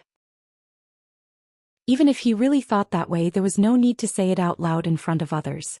Wasn't this a public slap in the face? But this kind of feeling was really refreshing. It could be seen from the ashen complexion of Jiang Longtan and Jiang Zhulu, as well as their twitching brows. Fang Yan held out his hand to Qiang Longtan and said, "Give me Lu Chaoga, I'll turn around and leave." Lu Chaoga? What happened to Lu Chaoga? Why did Fang Yan want Qiang Longtan to give him Lu Chaoga? Everyone present was a shrewd person. When they heard Fang Yan's words, their eyes flickered. They knew that there was an inside story to this matter. "Fang Yan, I said that we didn't touch Lu Chaoga. The last time I saw Lu Chaoga was at a business conference a few months ago. I haven't seen Lu Chaoga since then. What does Lu Chaoga's disappearance have to do with the Jiang family?" Jiang Zhulu shouted through gritted teeth. "What happened to Lu Chaoga?" Qiang Longtan looked at Fang Yan worriedly. He asked anxiously, "What happened to her? What happened to her?" "Lu Chaoga was kidnapped," Fang Yan said viciously, his eyes flashing with a murderous light. "She was kidnapped by you." "You're slandering me," Jiang Zhulu said angrily. "You're slandering us. When did we touch Lu Chaoga? What evidence do you have to prove that we kidnapped Lu Chaoga? You don't have any, and you're slandering us in front of so many people. Just wait for the indictment." Qiang Longtan threw a dirty look at his son Jiang Zhulu and said, "Zhulu, now is not the time to deny responsibility. The innocent are innocent and the guilty are innocent. Let's find Chaoga and listen to her story. The truth will be revealed. Hurry up and send our people out to look for Chaoga. Let's call our friends and ask them to help with the search. And all our good friends and relatives here, please help with the search as well. Help me find Chaoga, and I, Qiang Longtan, will owe everyone here a big favor." Qiang Longtan bowed deeply to the audience as if he was worried about his father. Some people were moved by Qiang Longtan's kindness and righteousness, and they took out their phones to make calls. For a moment the crowd kept ringing. Leverage. This was what it meant to be a master of leverage. No matter how dangerous the situation was, no matter how big the crisis, they could always find a fulcrum and successfully leverage it to lead things in the direction they wanted. From now on, Qiang Longtan's image would be magnified in many people's hearts. He would become a good father who would let bygones be bygones and be the first to save his daughter when she was in danger. Qiang Longtan turned to Fang Yan and said, "Fang Yan, tell us what's going on with Chaoga. When did she go missing? Did you call the police? What did the police say? Who's in charge of the case? I'll call the person in charge. It'd be best if someone can come here and explain the situation." Qiang Longtan had put aside his personal grudges and vendettas. All he wanted was to find his daughter Lu Chaoga. "How am I going to explain it to Mingtu and his wife if anything happens to her?" Qiang Longtan said with teary eyes. The old man was definitely an experienced actor. His acting skills were so good that he was able to get into character in no time. It had to be said that Fang Yan had made full preparations before coming here. However, after Jiang Longtan had created such a sensational drama, the rhythm had already been disrupted by him. The public opinion had already begun to spread in a direction that was not favorable to him.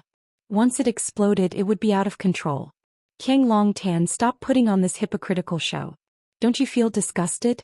Even if you don't, we all feel disgusted. In order to annex Longtu Group, you killed Chaoga's parents. Chaoga and you are irreconcilable enemies. Fang Yan was trembling with anger. Later, you found out that the Rubik's Cube technology was still in Chaoga's hands. You sent people to kill her several times. Some time ago, Chaoga received a secret report saying that you recruited killers from abroad to plan a kidnapping. But because Chaoyan Group has been developing rapidly in recent years and has been suppressing Longtu Group, and because you still haven't given up on the Rubik's Cube technology, who didn't know how to act to gain sympathy? Who didn't know how to make up a story? Half of it was true and half of it was false. Let the audience speculate on their own. Whether it was Qiang Longtan, Jiang Zhulu, or Fang Yan, a group of talented actors gathered together to show off their acting skills. Each of them had a chance to win an Oscar. Chapter 455. History was written by the victors and the truth was made up by the victors. No one knew the truth except for the person who knew the truth. Fang Yan resorted to all means possible to smear the Jiang family's father and son. He blended what he knew and then poured it all on the Jiang family's father and son. Jiang Zhuo's counterattack was to show weakness and attack Fang Yan's character from the standpoint of the weak to win everyone's sympathy. Qiang Longtan's response was selflessness and love. He made himself into a great father who could bear any humiliation and grievances for the safety of his children. He didn't speak the truth, didn't present evidence, and didn't respond to Fang Yan's attack. However, this was the best way to respond. Each of them used their unique skills, and the hundreds of guests were dazzled and couldn't tell the truth from the lies. It was easy for humans to believe in what they saw and what they heard. However, what they saw and what they heard must be true. Now that Fang Yan jumped out and angrily accused the Jiang father and son, it naturally gave people the impression that the Jiang father and son had stabbed them in the back. At least there were suspicions in this regard. If they didn't stab them in the back, how could Fang Yan come over on the day of the Jiang family's wedding to ask for them? Hearing Fang Yan slander him for murdering his friend and his wife for money, Qiang Longtan's face turned angry. He glared at Fang Yan fiercely and shouted, "Ignorant boy, who ordered you to come here to frame me? I, Qiang Longtan, have always been upright and I've never done anything like what you've said. If I say even half a word of falsehood, let me be struck by lightning and die a horrible death. Mingtu and his wife are my close friends and also my right-hand men in my business. I often think that if the two of them were still alive, what level would Longtu Group have reached by now? Is it number 1 in Wuxia? Or is it number 1 in the world?" With a sad and regretful expression, Qiang Longtan said, "It's a pity that the heavens are jealous of the talented. Mingtu had passed away early, so he had passed all the work to me. My management ability was inferior to his, and my research ability was like the difference between a firefly and moonlight. But I can't slack off. I can only do my best to move forward. I'm also very sad that Mingtu is gone. But he's gone. What can I do? I took his only daughter Chaoga to the Jiang family and treated her like my own daughter. I loved her more than Zhu and I doted on her more than Zhu. Everyone here, when have you ever heard of us mistreating Chaoga? Have any of you ever heard of our family treating Chaoga unfairly or wrongly? She said she wants to study abroad and I support her. I support you 100%. The only thing we argued about was that she wanted to go to the country where her parents were killed. I wouldn't let her go no matter what. It was too dangerous and chaotic there. She wants to study education and I think it's a good idea. It's a great thing for a girl to teach and educate others. I know Chaoga is smart and I really hope that she can help me in the company after she graduates. But I respect any choice she makes." Qiang Longtan looked like an old man who had been forced into a corner by evil forces. He looked at the bride, Jiang Xianxia, with an apologetic expression on his face and said, "Yes, there's one thing that the Jiang family did not do right. It's not a secret and I'm not afraid to say it in front of Xianxia and their relatives and friends. Zhu and Chaoga have grown up under our watch. The more we look at them, the more we like them and we hope that they can become a couple. In that case, won't our family be even closer? If they have another child, what a happy family that will be." I tried a few times and found out that Chaoga has no interest in Zhu, so I gave up on the idea. Zhu's mother spoils him too much and she wanted to make this a success, so she put in a lot of effort. This is the opposite of Chaoga's original intention, and the Jiang family has let her down. Later on, Chaoga fell in love with a guy outside.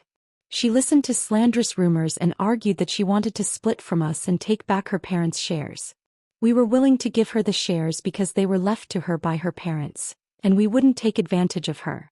But we can't split from the family. The new energy industry has been developing rapidly in the past few years, and everyone is trying to make it bigger and stronger. Why did we split a large company into two? What was that for? If we split it, what advantage would we have to compete with others? After listening to Qiang Longtan's confession, there was a lot of discussion below the stage. That's right. I know about this too, and there was a huge argument at the time. Only someone crazy would split Longtu into two. If Longtu hadn't gone through all those things, it would definitely be developing even more fiercely now.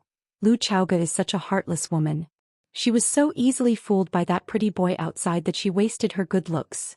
Jiang Longtan fiercely looked at Fang Yan as if he was going to fight him to the death. He said, "If she wants the shares, I'll give them to her. If she wants to split from the family, I'll split from her. Children are all grown up and have their own ideas. As parents, we can only do our best to support them, and if we can't, we'll have to forgive them." Fang Yan, tell me who got the shares Lu Chaoga took with her. Who benefited the most from her Rubik's Cube technology? If I remember correctly, you're the third largest shareholder of Chaoyan Technology, aren't you? Fang Yan, you're just a gigolo. You're just a little Miss Rosefinch who became a billionaire because of Lu Chaoga. Chaoga was so nice to you and she gave you her whole heart. Is this how you treat her? She's missing, she's been kidnapped, and we don't even know if she's alive or dead. Instead of trying to find someone to get her back, you're here to pester me? What's in it for you? If it makes you feel better. Jiang Longtan suddenly jumped down from the stage and rushed in front of Fang Yan. Like an angry rooster, he patted his chest and said to Fang Yan, if you feel comfortable doing this, then punch me a few times, kick me a few times. As long as it can make you happy and vent your anger, then please help me find my daughter Lu Xiaoga. She's too pitiful to be alone outside. Qiang Longtan was like a crazy father who had lost his mind. He had lost his usual gentleness and composure. He didn't care about dignity or face, and he didn't hesitate to let Fang Yan punch and kick him. Some people fought with their lives while others fought with their power. Jiang Longtan had thrown caution to the wind at the most crucial moment and fought with his power. Therefore he had taken control of the entire situation and gained the upper hand. No one would think that Qiang Longtan had lost his composure, because he was a father who had abandoned everything for his daughter. He was a father worthy of admiration and love. As a result, not only was Fang Yan hated by everyone present, but Lu Chaoga was also condemned as a disloyal and unfilial son. When it came to judging the situation, no one could compete with Qiang Longtan, that old fox.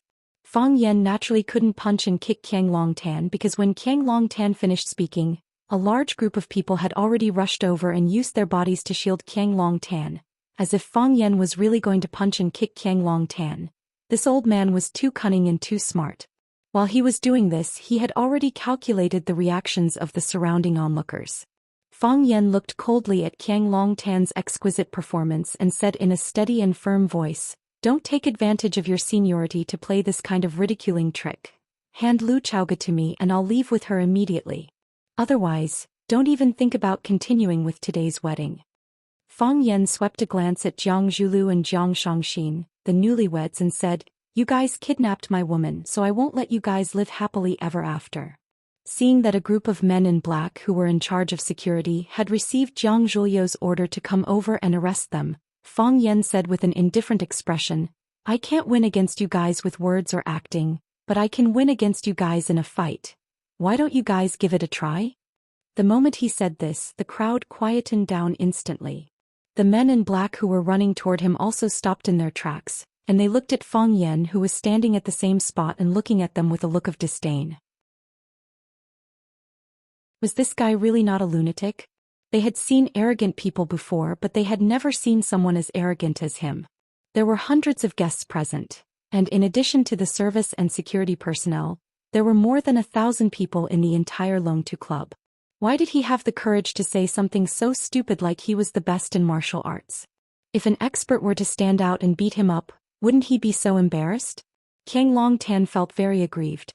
The aura that he had painstakingly built up had been destroyed by these idiotic bodyguards just like that. Even if he couldn't win, he still had to go up and fight. There were still the police if he was injured. The police would only be able to charge him with intentional assault if they were injured. Of course, standing in his position, it wasn't very appropriate for him to get someone to go up and fight with Fang Yan at this point in time. Thus, he waved his hands to dismiss the bodyguards in black. He looked at Fang Yan and said, "I know that you, Fang Yan, are very skilled, and even if all of us here were to join forces, we wouldn't be a match for you. I didn't kidnap Lu Chaoga, and it's impossible for me to kidnap Lu Chaoga either. Otherwise, you can beat the entire Jiang family to the ground and search for them yourself. Or you can help me find Lu Chaoga. No matter what, don't stand here and waste time." "I won't waste my time, and I won't waste my time saving people," Fang Yan said loudly. "I have evidence to prove that the Jiang family kidnapped Lu Chaoga."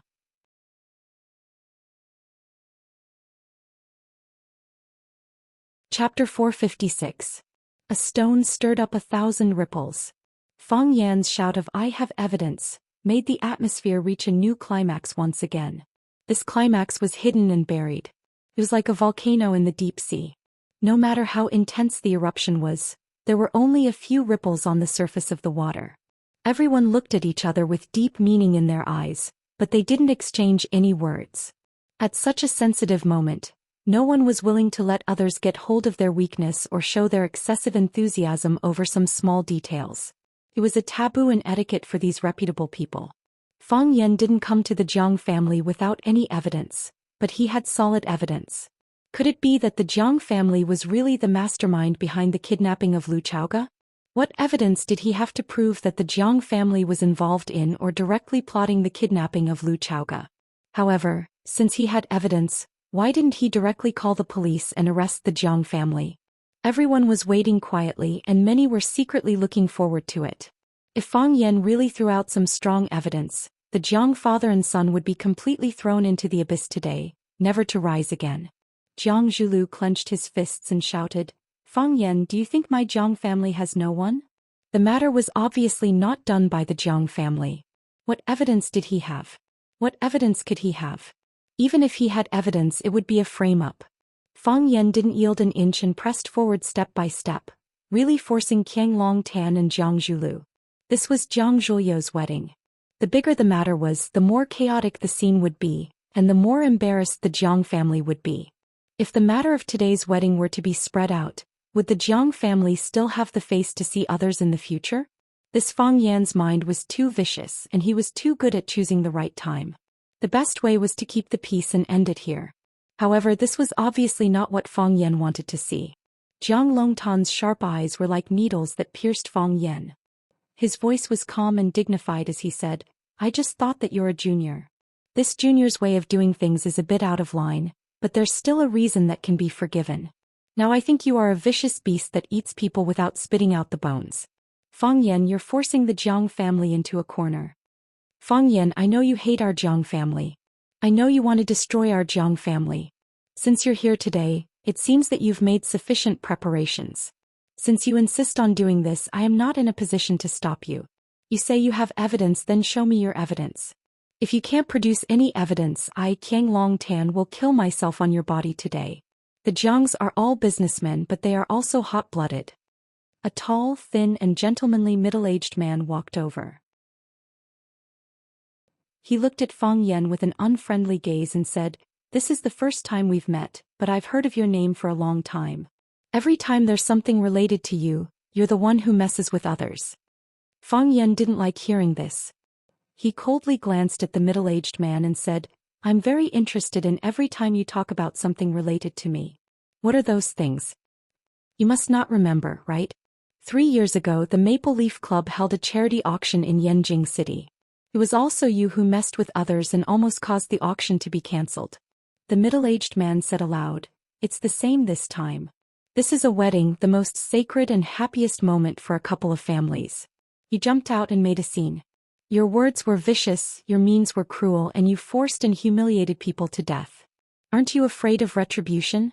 Fang Yan sneered and said, "I'm sorry, but I still remember what you said. 3 years ago when I returned to Yanjing for the festival, I heard that the music addict was going to perform at a gathering with my friends. I shamelessly asked someone to help me bring her into the Maple Leaf Club. I didn't expect that there would be people who didn't like us. They just scolded us a little and endured it. Who asked you to be the young masters of a famous family? We're just poor children from a small family. But you still want to step on us and never be able to rise again. We can't bear it anymore. So what if you're rich? You can bully people just because you're rich? 3 years ago I retaliated after being bullied. 3 years later it's still the same. If people don't offend me, I won't offend them. If people offend me, I won't let them off easily. Return Lu Chaoga to me. I'll turn around and leave. Your wedding can continue. Otherwise I'll fight you to the death. You're twisting words and forcing logic." The middle-aged man sneered. "Didn't you say that you have evidence to prove that the Jiang family is the mastermind behind the kidnapping of Lu Chaoga? Then show us your evidence. If you don't have any evidence, the Jiang family will demand justice from you." Jiang Fengxing was a direct descendant of the Jiang family. He was highly respected in the Jiang family because of his outstanding ability. Some of the important investments of the Jiang family required his approval. He was also Jiang Shangxin's father. This time he represented the Jiang family to attend his daughter and Jiang Zhuliu's wedding. Naturally, he hated Fang Yan in every way for such a thing to happen during the wedding. His words on behalf of the Jiang family naturally had the power to make people take him seriously. Sure enough, the way some people looked at Fang Yan changed when they heard Jiang Fingxing mention the Jiang family's name. Everyone had heard that Fang Yan didn't have a harmonious relationship with the Jiang family. However, today an important figure from the Jiang family stood out to warn Fang Yan. The meaning behind it was different. "Don't threaten me," Fang Yan said calmly. "Jiang Junling did something like this in the past. I slapped him back. You're the same." "What a good slap back. I, Jiang Fingxing, will stand here and see how you're going to stir up trouble." Jiang Fingxing's face was as dark as the bottom of a pot. His wife Li Yun quickly walked over and comforted him. She advised him not to get angry. "Where's the evidence?" Qiang Longtan stared at Fang Yan and shouted, "Fang Yan, where's the evidence you mentioned?" "Master, returned Miss Lu to him." The old butler who was standing beside him said. Boom. It was like a volcano erupting on the ground. Lava suddenly filled the sky. Everyone could no longer remain calm. No one continued to stay silent. Heavens, the old butler of the Jiang family actually stood out to accuse the boss.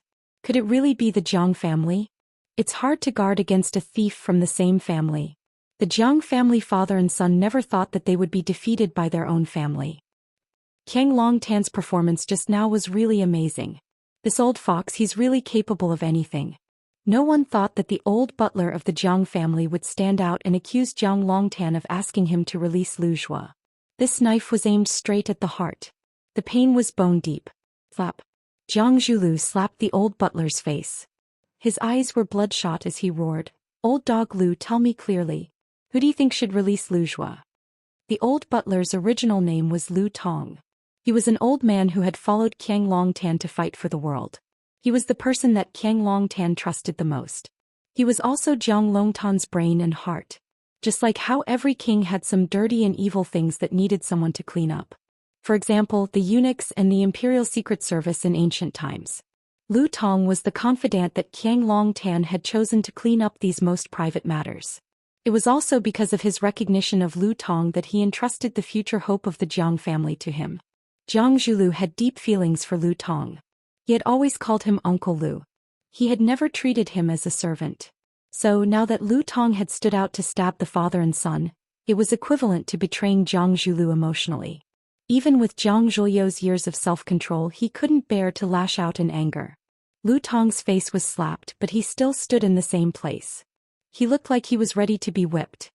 "Young master, I watched Miss Lu grow up. We're a family. There's really no need to be so ruthless." Jiang Zhulu was even more anxious and angry. He wanted to lash out again, but Qiang Longtan grabbed his arm. "Zhulu, stop," Qiang Longtan said in a hoarse voice.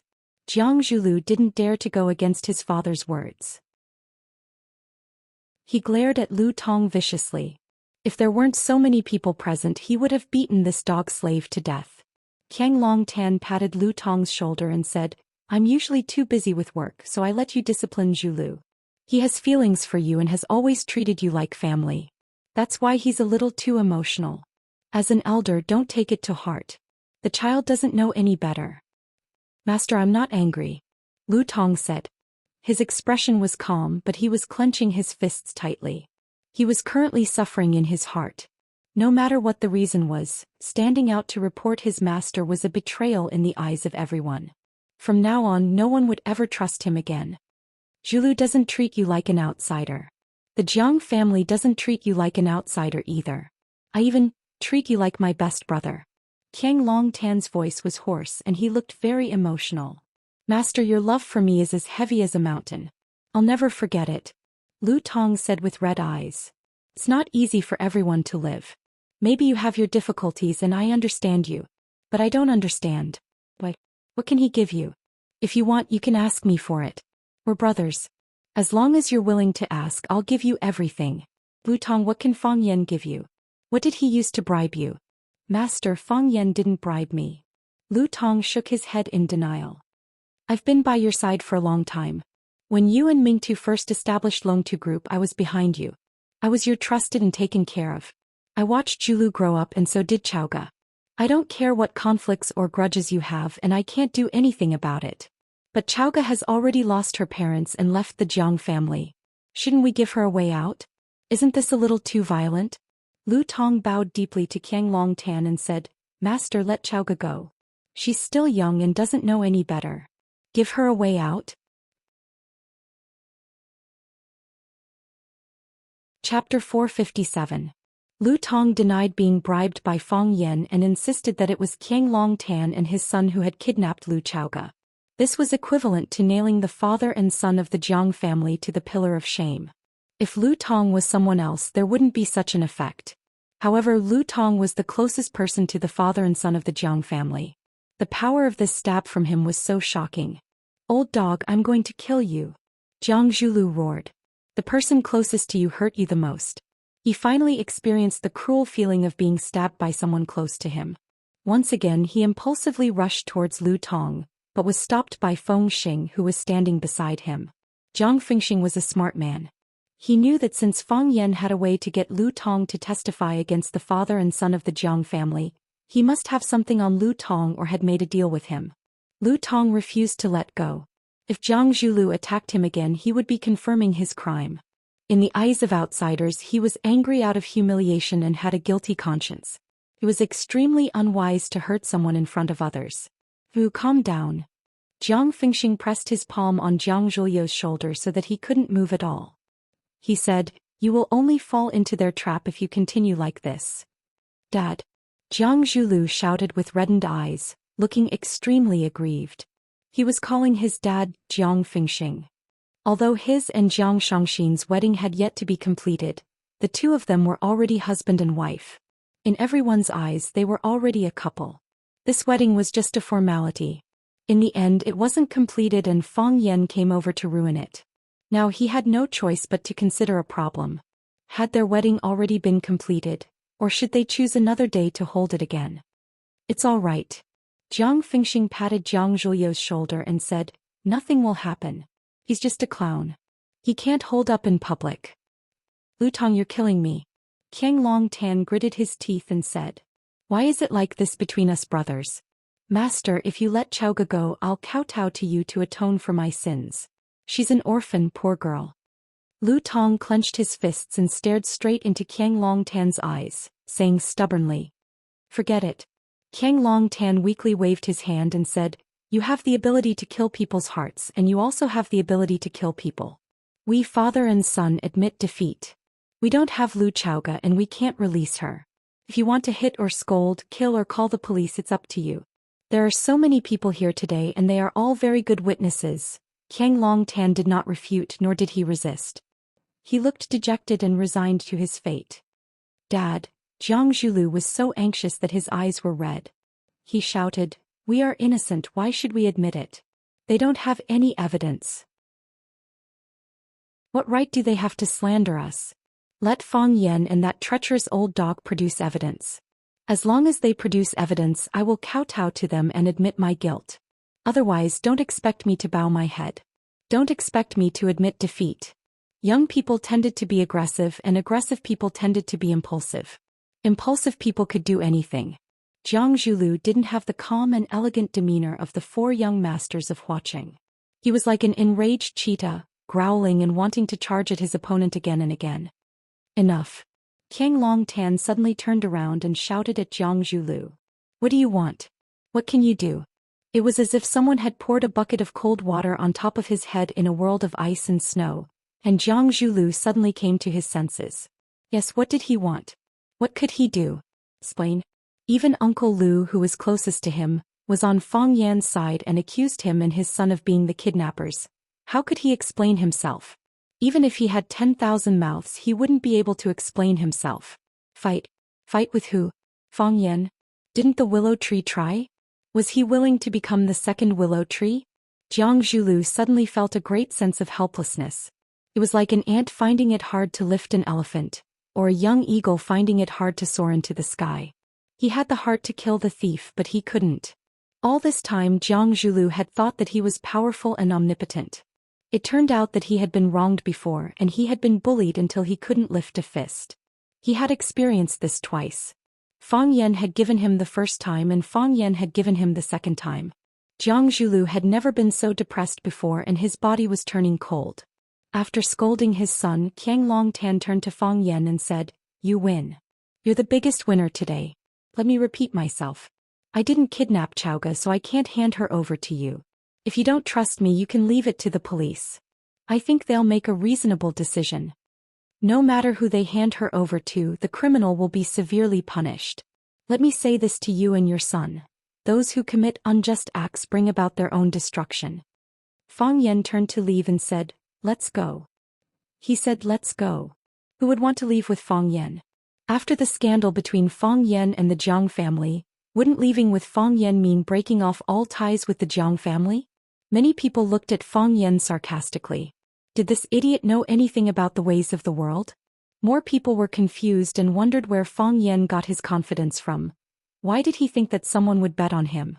No matter how humiliated the Jiang father and son were today, they were still one of the 4 major families of Hua City. How could he compete with the Jiang family? They didn't expect that someone would really leave with Fang Yan, and it wasn't just 1 or 2. Lu Shu was the first to stand up. Lu Shu didn't sit in a wheelchair today. He came with crutches. After hearing Fang Yan say, "Let's go," Lu Shu immediately stood up with the crutches beside him and followed Fang Yan to the door of the banquet hall without saying a word. Lan Shanggu's eyes widened. He felt like his lungs were about to explode from anger. Lu Shu was really a good-for-nothing. Just now he was still teaching him to cooperate and not rely on others. He had to maintain his dignity and independence.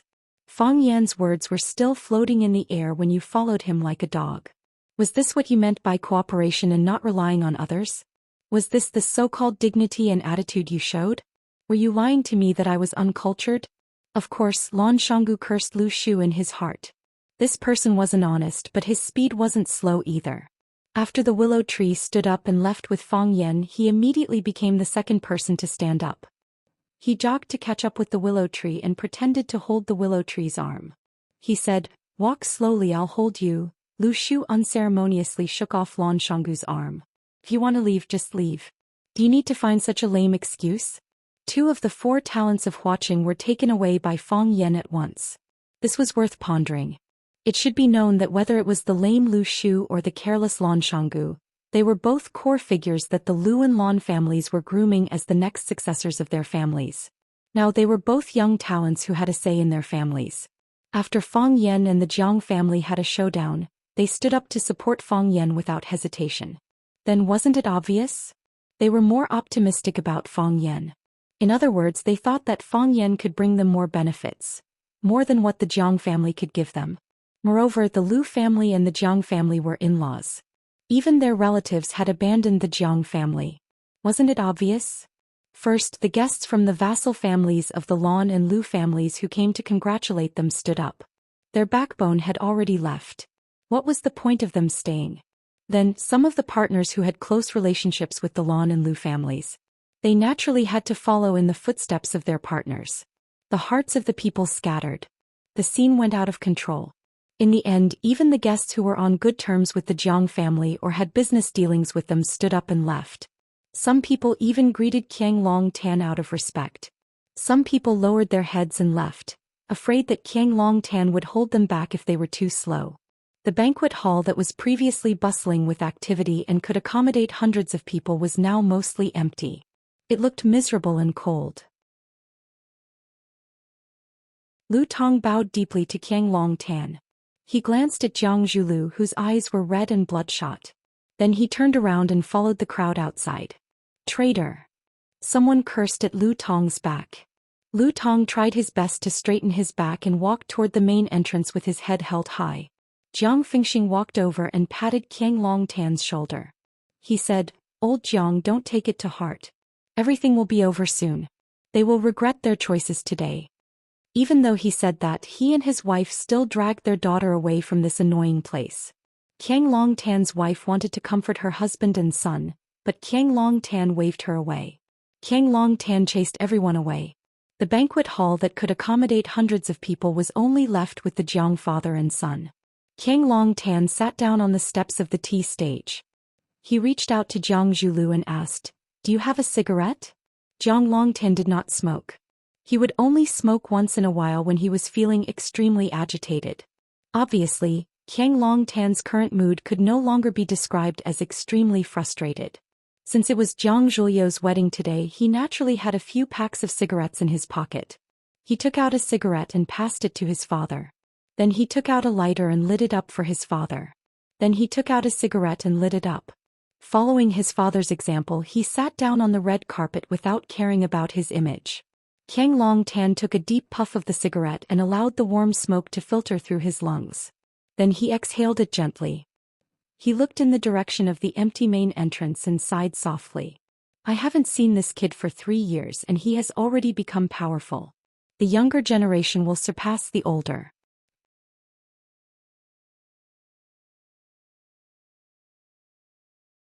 Chapter 458. Dad, you're still praising him at this point? Jiang Zhulu said in a dissatisfied tone. If Jiang Zhulu had to make a list of the people he hated the most, the first would be Fang Yan, the second would be Fang Yan, and the third would still be Fang Yan. There was only one name in the top 10. Fang Yan. Today was his wedding day and it was ruined by that hateful guy. The wedding wasn't finished. The guests left and the bride left. Which woman didn't want a beautiful and unforgettable wedding? This wedding was indeed unforgettable and it would appear in every nightmare. Which parent didn't want their children to be happy and beautiful? The Jiang family must be very disappointed to be humiliated like this on their wedding day, right? Fang Yan was the opponent he wanted to get rid of the most at this moment. Because no man could endure such humiliation. Qiang Longtan smoked the cigarette in his hand seriously, not caring about his son's attitude toward Fang Yan. He said, Fang Yan used to be very smart, but that's all. He only knew how to counterattack, but he never knew how to take the initiative. He was strong, but he was weak. Or rather, he was kind. He could even forgive Chaoga for using him. Lu Shu wanted to kill him, but didn't he let Lu Shu live? You can't say he's kind. Jiang Zhulu didn't want to hear anyone say a good word about Fang Yan. Not even his own father. He's just weak and afraid to take responsibility. You can say that. Qiang Longtan didn't refute his son's words this time. Father died a tragic death in front of his house and he mourned for 3 years at Swallow Dock. It seems that he's understood a lot of things in the past 3 years and his personality has changed a lot. He knows how to take the initiative and it's fine when he doesn't move, but when he does it'll kill. Kill who? Jiang Zhulu said fiercely. He accused us of kidnapping Lu Chaoga, but what evidence does he have? If he can't, why should others believe him? Is there really no one who believes it? Qiang Longtan stared into his son's eyes and asked. Jiang Zhulu had been afraid of his father since he was a child. He was not used to looking into his father's eyes at such a close distance. He turned around and took a puff of his cigarette. Even if a small number of people believe it, the Jiang family's reputation will only be affected a little. Do you really think that only a small number of people will believe it? Qiang Longtan was not satisfied with his son's answer and asked again. No one listens to Fang Yan's words, but that old dog Lu Tong's knife is too deep. Jiang Zhulu became flustered and exasperated. If he didn't jump out to testify against us, how could we be in such a difficult situation? This is all part of Fang Yan's plan. Qiang Longtan smiled coldly and said, after today the Jiang family's reputation will be ruined. Dad, Jiang Zhulu was unwilling to admit the truth his father had said. This is the truth. That brat was too ruthless and too accurate. Do you really think he came to take Lu Chaoga away? He came to take away our Jiang family's dignity and face. He wants our Jiang family's reputation to be ruined, to become the talk of Huaqing and a laughing stock in their hearts. Haven't you noticed the frequency of his actions? From the moment he jumped out with a face full of anger and shouted that I didn't agree, he started digging holes and burying us father and son in them. He said he had evidence in his hands, so why didn't he say it the moment he appeared? He just wanted to use some time to spread the news of Lu Chaoga's kidnapping. He wanted to tell the whole story in front of everyone. He wanted to build momentum for himself and Lu Chaoga so that everyone would automatically associate it in their hearts. So that they would subconsciously suspect us father and son to be the culprits behind Lu Chaoga's kidnapping. Qiang Longtan looked at his son Jiang Zhulu and asked, did we kidnap Lu Chaoga? Of course not, Jiang Zhulu denied flatly. How could we do such a thing? We know we didn't. Do the guests here still believe it? Will the people of Huaqing who didn't come but heard the news believe it? I believe at this moment, This matter has already spread to every corner of Huaqing, right? Whether Lu Chaoge was kidnapped by us or not, it is no longer important to us now. Because everyone will see us as the #1 suspect. This is the reason why that brat came here to cause trouble. He wanted to pull us down from the high platform. No, he wanted to step us into the mud. Qiang Longtan's thoughts were clearer and crueler, and he said, so Lu Tong appeared.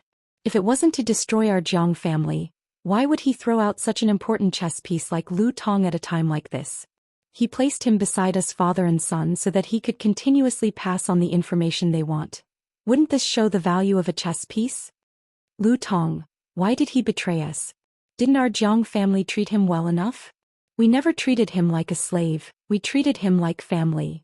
When Lu Tong was mentioned, Jiang Zhuo's emotions fluctuated more intensely.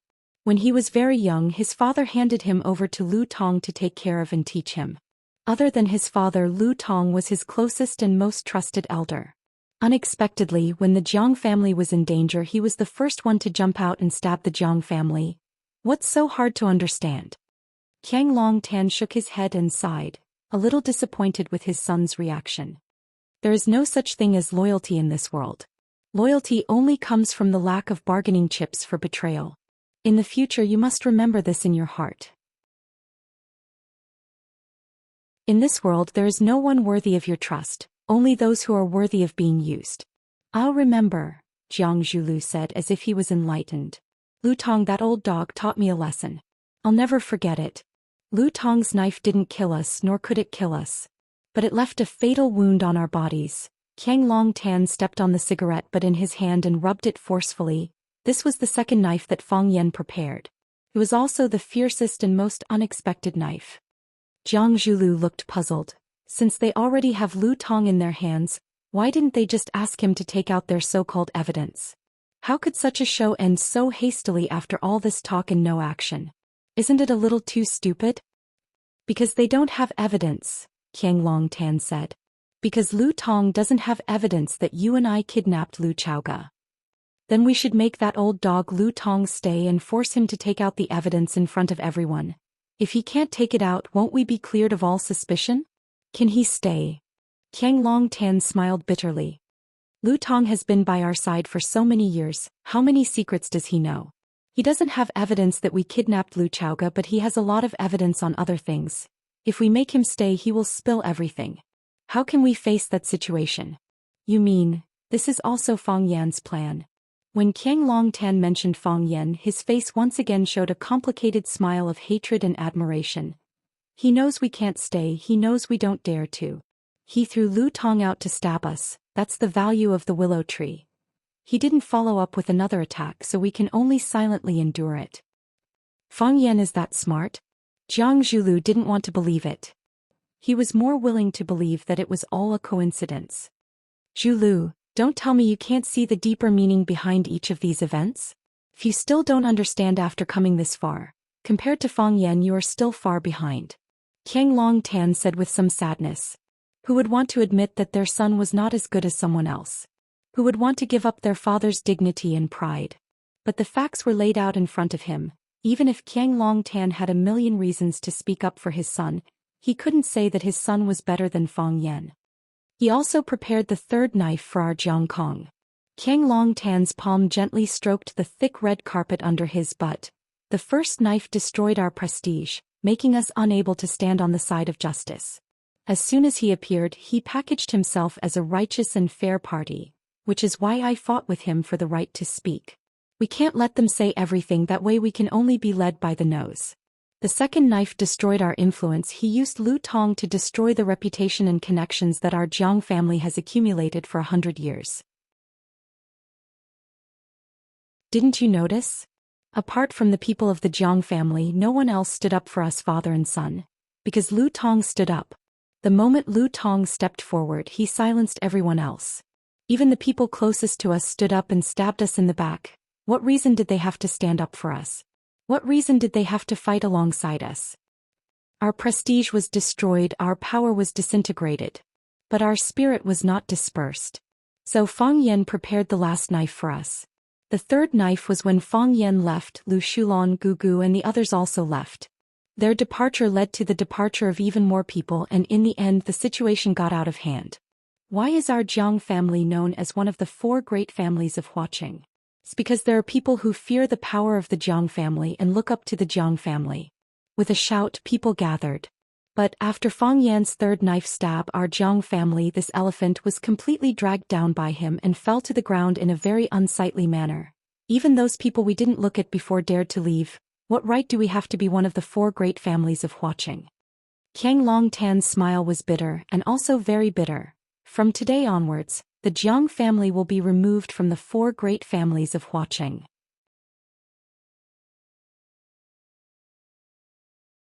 Chapter 459. From today onwards, the Jiang clan would be removed from the 4 major clans. This was the most serious consequence that Jiang Zhulu could imagine. It wasn't the sacrifice of a single member of the clan, but the entire Jiang clan would be buried in a deep pit. In other words, he would no longer be able to speak equally with the people in Lu Shulan Valley. Those who used to look up to and admire him would also abandon him. In the future, he would no longer be one of the 4 prodigies of Huaqing. There would be someone new to replace him. Although he had never cared about such intangible things before, he was now starting to worry about personal gains and losses. It was hard for him to imagine that when people talked about the 4 prodigies of Huaqing in front of him, they wouldn't mention Jiang Zhulu. Instead, they would casually mention another unfamiliar name. The higher one climbs, the harder one falls. This was the burden that he would have to bear in the future? He couldn't believe it, and he didn't want to believe it. Dad, is the situation really that serious? Jiang Zhulu asked in a sorrowful voice. Yes. Qiang Longtan said, is it hard to accept? How is it possible? The Jiang clan is still the Jiang clan, it's just a little ugly. How can we be removed from the 4 major clans? Who can replace the Jiang clan? The Lu clan? Or the Fang clan? Qiang Longtan knew that it was hard for his son to accept. How could he be willing to accept it?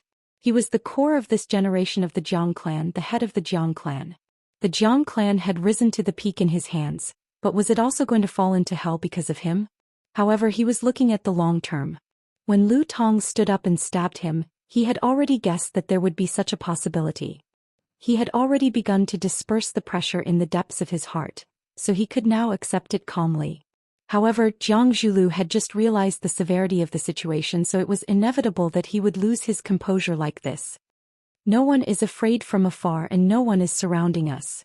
Words cannot be moved and promises cannot be tempted. How can a clan like this still be one of the 4 major clans? In the eyes of those people, the status of the Jiang clan is far inferior to that of Lu Chaoga, Fang Yan, or the other Su Huang and Yi clans. If they had a choice, they would also stand on the opposing side. This is the general trend. Even if we cling to the signboard of the 4 great clans, what can we do? A family that is ridiculed, belittled, and even ignored by the outside world. What does that mean to us? It's just a joke for no reason. Qiang Longtan sighed softly and said, that's why I said the younger generation will surpass us in time. Fang Yan sharpened his sword for 3 years, and this sword pierced straight into the heart of our Jiang family, leaving us no room for resistance. To live in the same era as such an opponent is your fortune but also your sorrow. Is he really that scheming?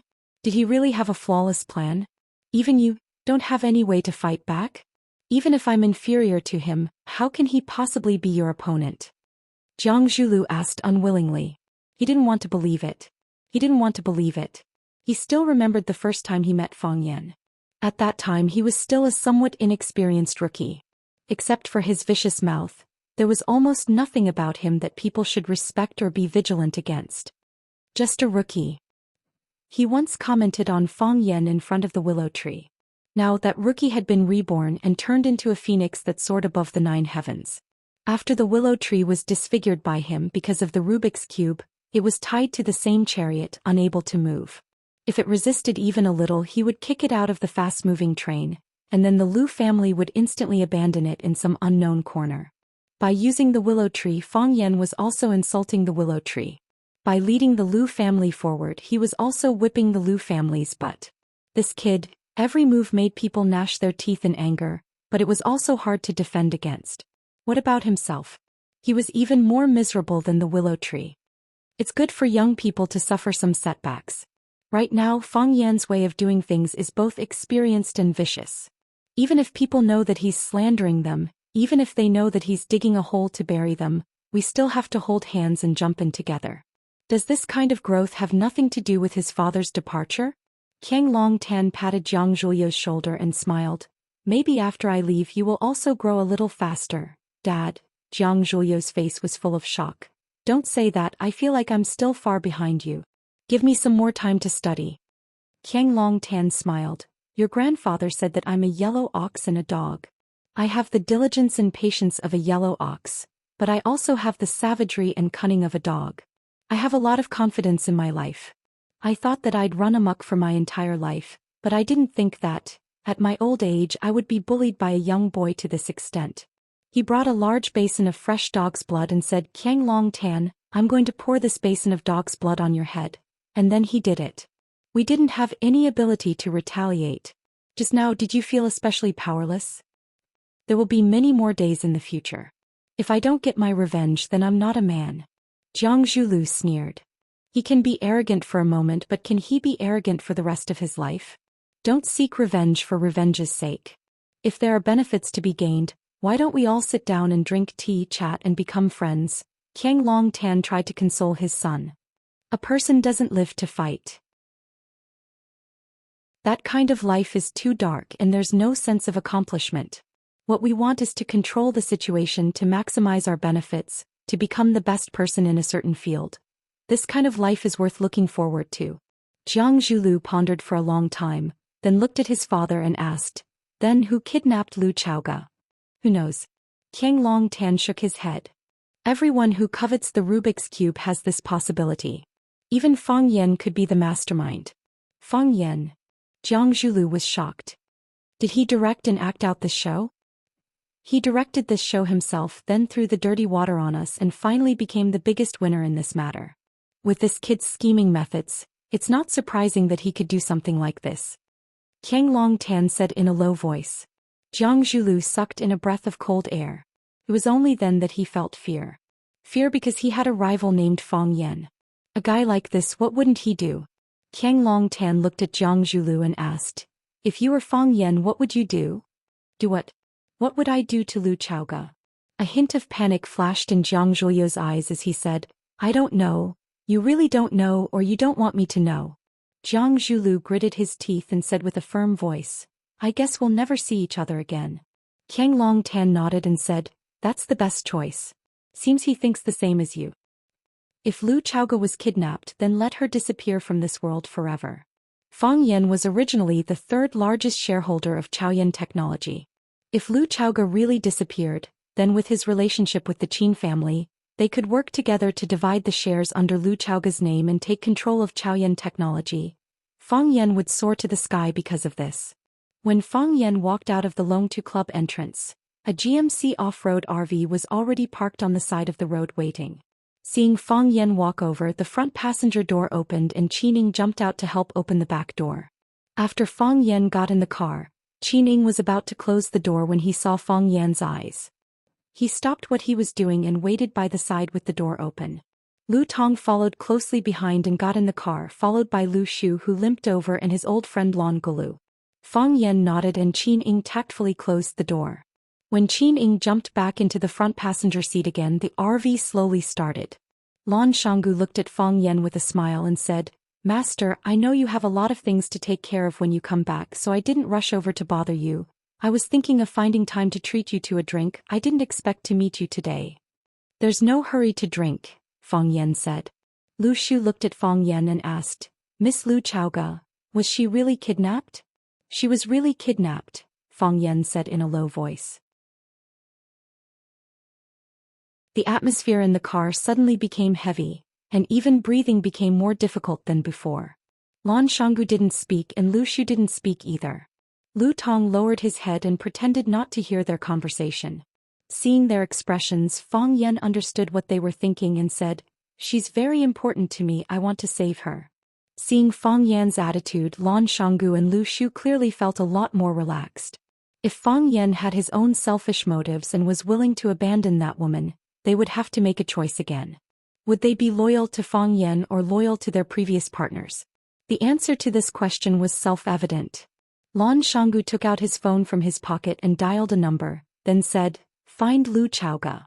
Lu Shu also took out his phone and sent 3 words to a number that wasn't recorded on his phone. Lu Chaoga. Fang Yan sighed softly and said, "Everyone from now on will be in the same boat sharing wealth and prosperity. If the boat is about to capsize or fall apart, you can find someone else. I'll tell you to take care. But if we're sailing smoothly and there's still someone who's half-hearted, then don't blame me for being impolite. Even if the boat is about to capsize or fall apart, do I have any other choice?" Wushu asked back. The answer to this question had already expressed his attitude. Lan Shanggu smiled and said, "Master, from now on I'll follow your lead."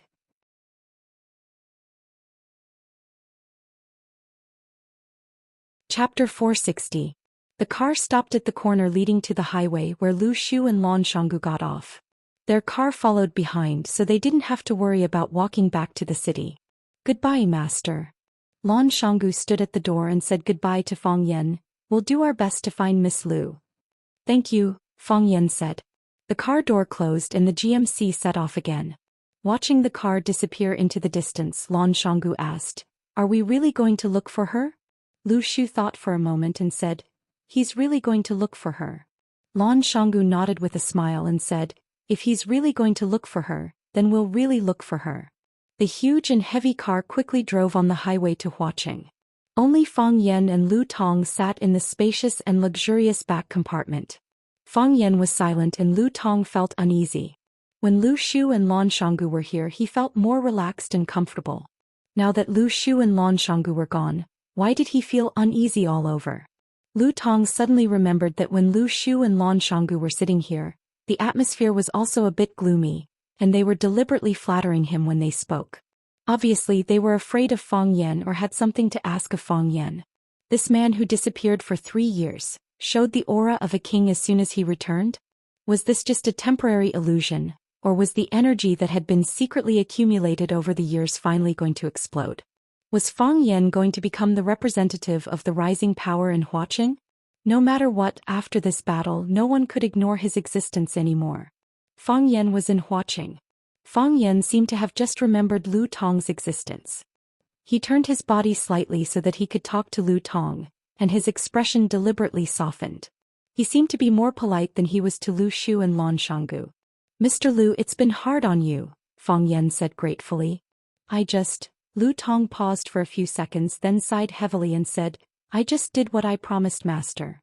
When he heard Lu Shu and Lan Shanggu call Fang Yan young master, he followed suit. He knew very well that Fang Yan was just a teacher at Rosefinch Secondary. Oh no, a security guard. Betraying one's master was a disgrace in anyone's eyes.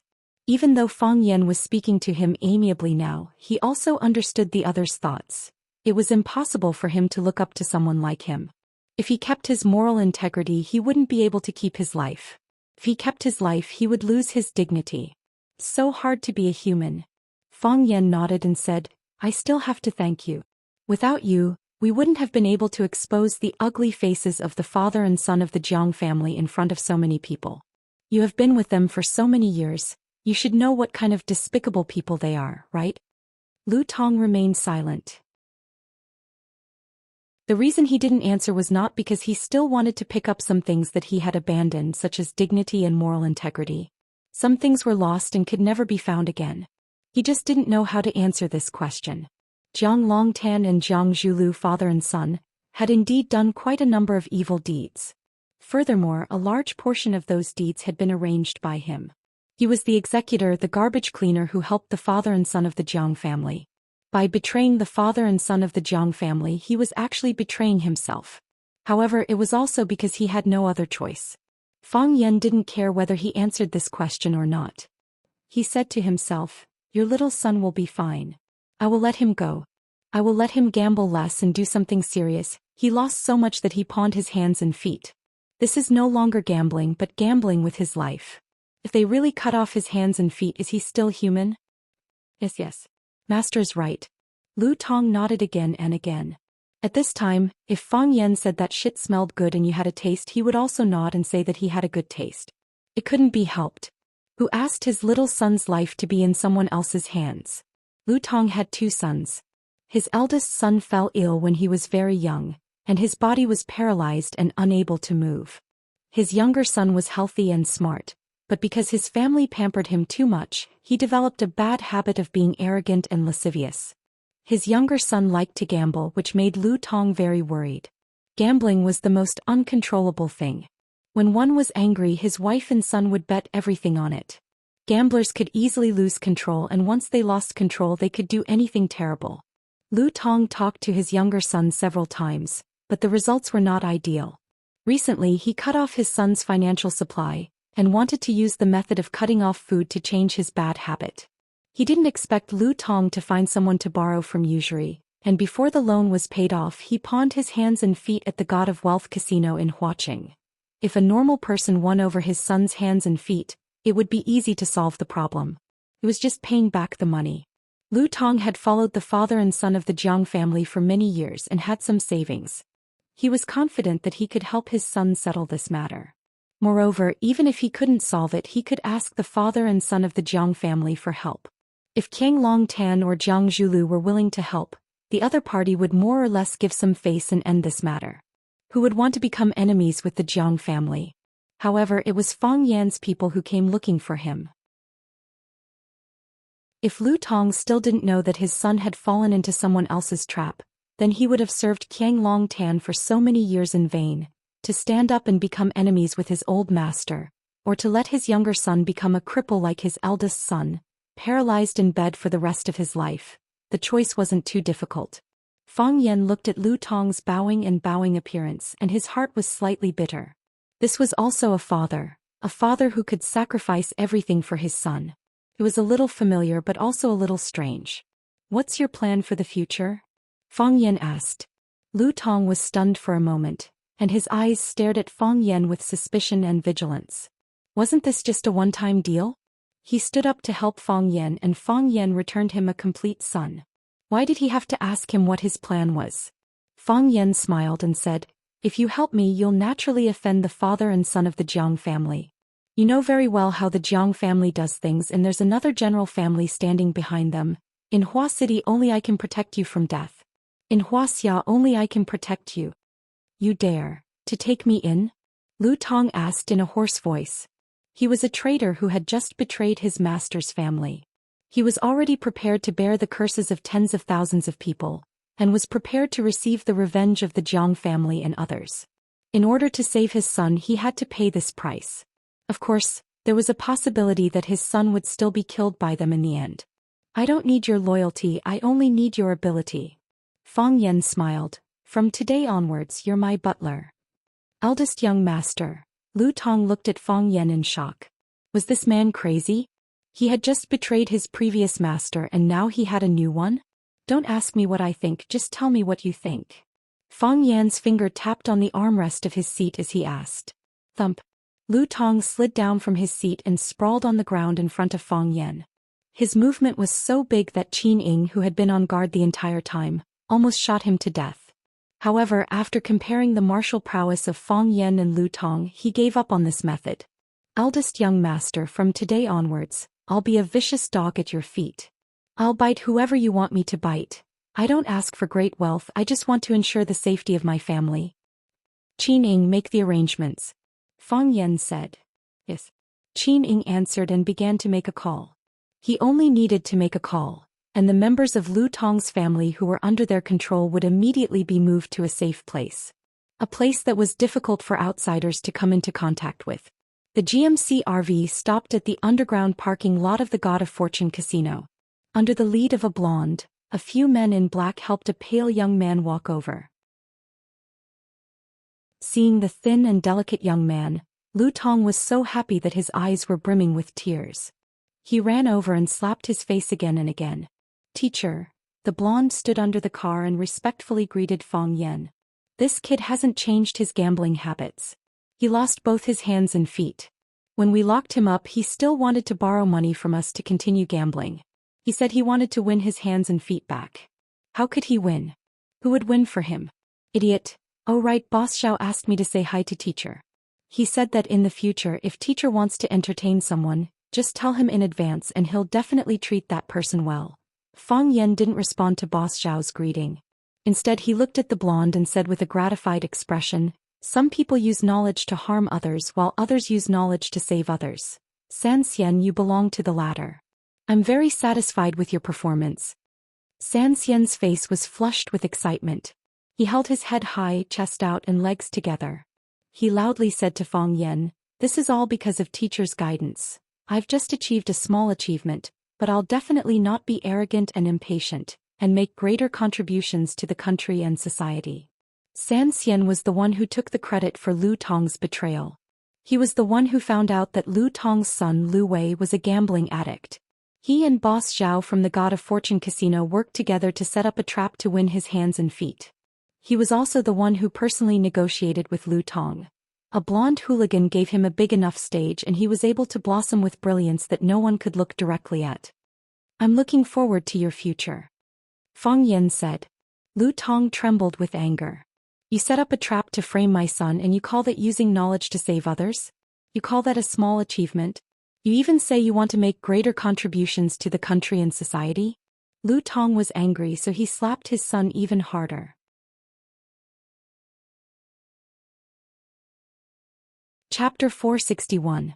But Lu Chaoga heard the sound outside and her consciousness gradually woke up. She opened her eyes and quickly closed them again. The light was too bright for her eyes to adapt. Her last memory still stayed in their car into the truck compartment, and the truck door closed into extreme darkness.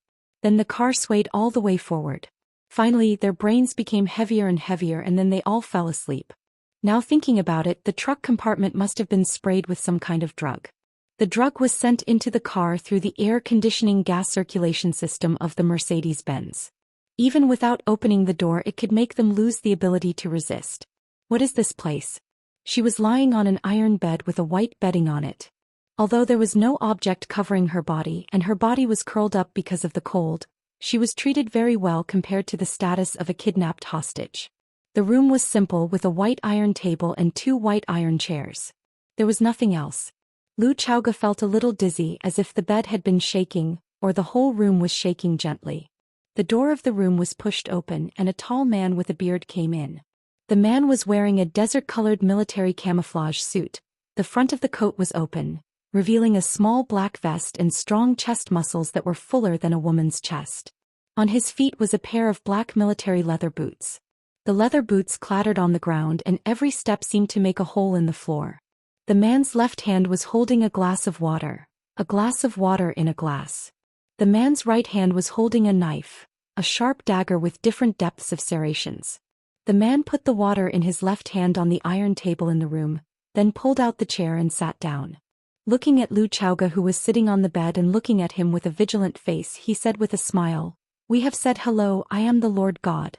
You should remember my voice, right?" Lu Chaoga jumped out of bed, pulled out another chair and sat down in front of the Lord God. Dignified and elegant without any awareness of being a hostage. She pointed to the glass of water in front of her and asked, "Hey, it's prepared for you," the Lord God said. "Drink it and detoxify yourself." Lu Chaoga picked up the glass of water and drank it in one gulp. She felt that she was really thirsty. Every cell in his body was screaming for water. The Lord looked at Lu Chaoga thoughtfully and said, "You're really not afraid of death?"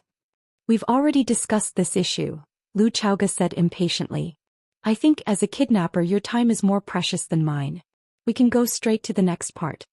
The god laughed and looked at Lu Chaoga with admiration. "It's a pity that I don't like women, otherwise I would definitely like you. You're such a..." The Lord thought for a few seconds and finally came up with a suitable adjective. He said, "Superb." Whoosh, whoosh, whoosh. The sharp blade in the Lord God's hand spun into a beautiful knife flower and said with a smile, "So I also brought a knife." Lu Chaoga looked at the Lord God and didn't respond, quietly waiting for his next move. Not impatient, not anxious, not panicked, not afraid. As she said, she was prepared for the worst. The Lord God stared at Lu Chaoga's dignified and beautiful face for a while, then said helplessly, "Meeting a hostage like you is a very unlucky thing for the bandits, because we can't find any sense of accomplishment in it. A woman who doesn't understand fear, this is the first time I've seen it. A kidnapper who talks so much nonsense, This is also the first time I've seen it, Lu Chaoga said coldly. The Lord God laughed and said, kidnappers also have emotions, likes and dislikes. It's because I admire you so much that I can't bear to use torture in the past. How about we choose a more peaceful way of communication? What kind of peaceful way of communication? Give me the Rubik's Cube technology and I'll keep you alive. The Lord God said. With the scale of your assets now, even if you hand over the Rubik's Cube, you won't have to worry about food and clothing for the rest of your life.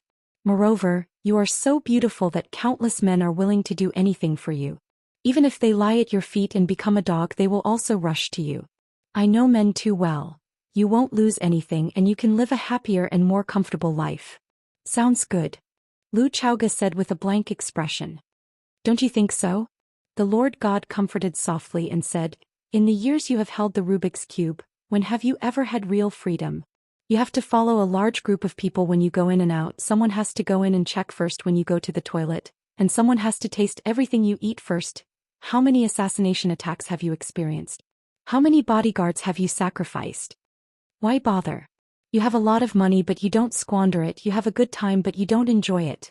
Why do women make it so difficult for themselves? For something that is no longer important to you, you bet your beautiful little life. Is it worth it? It's not important to me. Lu Chaoga said, it's important to him. Fang Yan. The Lord God's face was full of sarcasm, and his tone became contemptuous and disdainful. He said, that pretty boy? Besides having a sissy face, what else could he do? What else can he bring you? Do you need to be so devoted to such a useless man even at the risk of dying?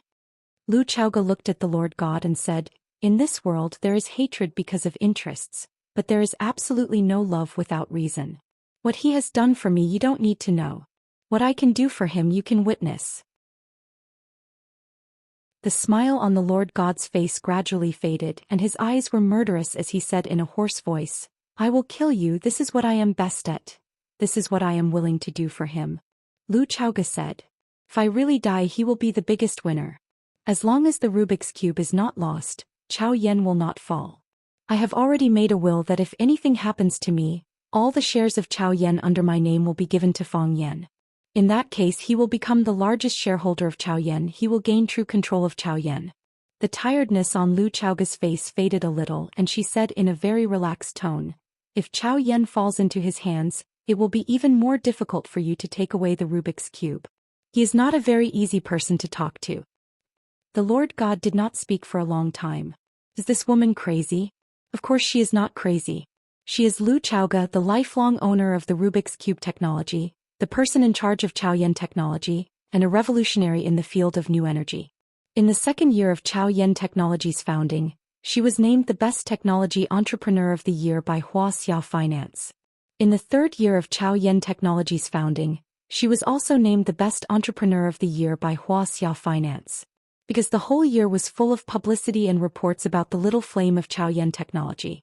The United States Time magazine published her photo on the cover of the annual Christmas special issue. The advertising words were, "This woman has illuminated Wuxia and will illuminate the world." Everyone knew that she was an outstanding woman, a strong woman who was worshipped by countless people. However, if you say that she is not crazy, the Lord God is not willing to believe it. Because every word she said is too crazy and too unreasonable. What love does a woman like her need? As long as they run the business well, they will have the world. Everything in the world can be taken, including men. However, she said that she is willing to die for a man. Moreover, she is very happy that if she dies, the man will inherit her inheritance and control her business. Isn't this something that only a madman can do? I don't believe it. The Lord God said. I don't believe that there will be such a person in the world. There will be such a woman. He grabbed Lu Chaoga's arm and put her palm on the table. The sharp edge of the dagger in his hand pressed on the back of Lu Chaoga's hand and said, "If I stab like this, your beautiful little hand will be ruined." I know. Lu Chaoga said. Now that she has prepared for the worst, what she is facing now is one of the worst. The Lord God's eyes were slightly cold and the knife in his hand slowly pressed down. The skin on the back of Lu Chaoga's hand was cut, and blood flowed out along the sharp teeth of the knife. Then it pierced through the flesh and bone, and the sharp blade went through the back of Lu Chaoga's hand. Clang! It was not until the tip of the knife hit the steel table that the Lord God stopped his movements. What do you think? The Lord God grinned and looked at Lu Chaoge and asked, in fact, it doesn't hurt when it's stabbed in, but it hurts when it's pulled out. There are 21 barbs on my knife. When I pull it out of your palm, it will pull out your skin, your flesh, and your meridians together. What is the feeling of tearing the heart and splitting the lungs? You must not have tried this feeling. But I can let you taste what is the feeling of tearing the flesh. Why not just cut your throat? Lu Chaoge did not struggle. There was no point in struggling in front of such a man. It would only provoke the other party to use more intense and cruel means. Her forehead was covered with beads of sweat, and even her messy hair was soaked with sweat. Because of the pain, the muscles on her face kept twitching, and her arms were trembling violently. This has nothing to do with human psychological quality, but the natural reaction of the body. It's more concise and convenient. I have read some psychological books. People will be more awake when facing the threat of life and death. Maybe then I can know what I want.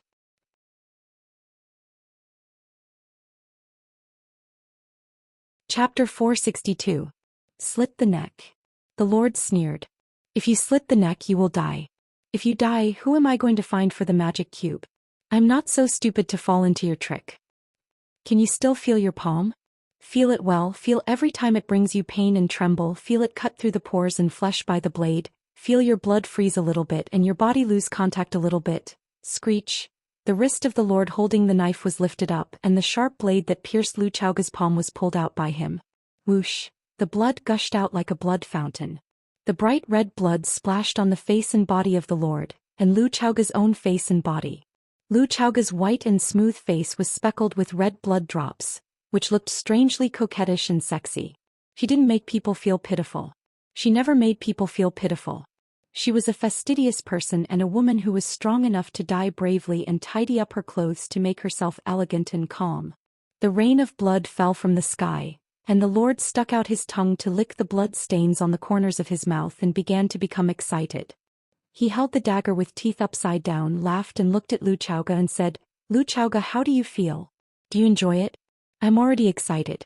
Are you the same as me? Lu Chaoge's face was as white as paper and her forehead was sweaty. The pierced palm trembled on the table, but it tried its best to maintain its previous sitting posture. Her two long legs were together and her upper body was trying to straighten up to support her weak body because of excessive pain. Lu Chaoge didn't answer the Lord's words. If there was still a trace of strength, she would use it to resist the Lord's attack again. The Lord was very satisfied with the effect of his knife and looked at Lu Chaoge and said, The second knife I stabbed your right hand still stabbed in the hole just now. I just said I appreciate you. So I really can't bear to hurt you. This was the damage stacking skill. Everyone knew that the position of injury was the most painful and sensitive. Not to mention a stab, even a breath of air towards the wound would be so painful that it would be hard to breathe. Stabbing him in different places was just an extra stab. However, if he stabbed the original injured spot again, the damage would be stacked. This damage effect was no longer as simple as one slash after another. Instead, it was multiplied by several times. Not to mention a weak girl like Lu Chaoge, even those famous assassins in the mercenary world would find it hard to endure such torture. The sovereign's words were long-winded, but his attacks were swift and decisive. Before Lu Chaoge had any time to prepare, he had already stabbed him with the knife. It was still Lu Chaoge's right hand and the hole in the center of her right hand. The barbs on the dagger once again tore through the torn flesh. Because of the brutal insertion of the dagger, more blood and flesh oozed out from the side of the blade. Lu Chaoge fainted from the pain. We often talk about such a phrase, heart-wrenching. When a loved one died, it was heart-wrenching. When a cat and a dog at home died, it was heart-wrenching. When a boyfriend broke up, it was heart-wrenching. When a boyfriend broke up, it was heart-wrenching. When the fried chestnuts at Wang Mozi's house were sold out, it was heart-wrenching. When they didn't get a private room at Cash Locker KTV, it was even more heart-wrenching. How many people had experienced the real heart-wrenching pain? Tearing the heart and bursting the lungs. Such a pain perhaps ordinary people couldn't bear it at all, right? When Lu Chaoge woke up again, she felt someone touching her injured palm. It was still a heart-wrenching pain, but there was a comfortable coldness. Lu Chaoge opened his eyes and came face to face with a pair of worried and concerned eyes. Lu Chaoge was stunned for a moment and instantly understood. No sadness, no joy. She had long given up. Qiang Longtan carefully applied layer after layer of brown ointment on the wound on Lu Chaoga's palm, then wrapped it tightly with white gauze and skillfully tied a beautiful bow. Then he sighed softly and said, "How did they hurt you like this?" Lu Xiaoga retracted his hand and sat up with the support of one palm. It was a very ungraceful thing for her to lie in front of a strange man like this. He was a decent woman. "I've already helped you bandage it. I used the golden chrysalis skin nourishing powder personally made by Dr. King Qin Luo. The real ointment ground from the golden chrysalis powder won't even leave a scar after the wound is healed." Qiang Longtan pointed to the place between his eyebrows and said, "Do you still remember here? Were you 11 or 12 years old at that time? When I came back from work, you were watering the flowers on the balcony on the second floor. A flower pot suddenly fell down and slashed across the place between my eyebrows. There was a deep cut between my eyebrows. At that time the flesh was turned inside out and blood flowed all over the ground. You were frightened and stood on the balcony looking at me like a fool. I still remember the look of panic in your eyes. I smiled and told you that I was fine. Then your aunt took this bottle of golden chrysalis powder and bandaged it for me. She didn't even go to the hospital. Look, do I still have a scar here?" "No." Lu Chaoga said. They had lived together for so many years. How could she not know if there was a scar between his eyebrows? "Yes, there's no scar left at all. It's really a magical treasure. This kind of thing is rare nowadays. I only have this little." Qiang Longtan put a small medicine bottle into his pocket and looked at Lu Chaoga with a smile on his face and said, "From that moment on, I knew that you wanted to kill me. If you weren't too nervous that time, if you didn't throw the flower pot in a split second, maybe you would have avenged your parents." Lu Chaoga was moved. This was the first time that Qiang Longtan told her about the death of her parents. "Their death was done by you, right?" Lu Chaoga's voice trembled slightly and asked in a low voice. Qiang Longtan looked at Lu Chaoga and said lightly, "Didn't you already know?" "I know." Lu Chaoga nodded. "But I want to be sure. I want to hear the answer from your own mouth." Qiang Longtan sighed softly and said, "If it's possible, I really don't want the relationship between us father and daughter to deteriorate to such an extent. Since you want to be sure, then I'll confirm it for you. Yes, that matter was indeed done by me." Lu Chaoga's tears flowed out of her eyes like rain. The truth was revealed. The truth of her parents' tragic death was finally revealed. After waiting for so many years, searching for so many years, suspecting for so many years, she finally got the answer to her question. Death meant never seeing each other again. Her painstaking search couldn't save her parents. What she asked for was her own peace of mind. Her parents died tragically and she didn't even know who the murderer was, so what right did she have to be a daughter? Qiang Longtan personally admitted that he killed her parents, which was equivalent to putting an end to the biggest worry in Lu Chaoga's heart. The dead can't come back to life. Qiang Longtan patted Lu Chaoga's shoulder and comforted her. "I'm also very sad that something like this happened. I often think, was it wrong of me to do that? Was it too impulsive? If Mingtu didn't die, if both of them were still alive, wouldn't I have gained a close friend by my side? Wouldn't the Longtu group have gained an outstanding partner?" For a long time after Mingtu's death, I was in a dilemma. It wasn't until the real Rubik's Cube appeared that this dilemma ended. At that time I suddenly understood something. Lu Mingtu deserves to die, they all deserve to die.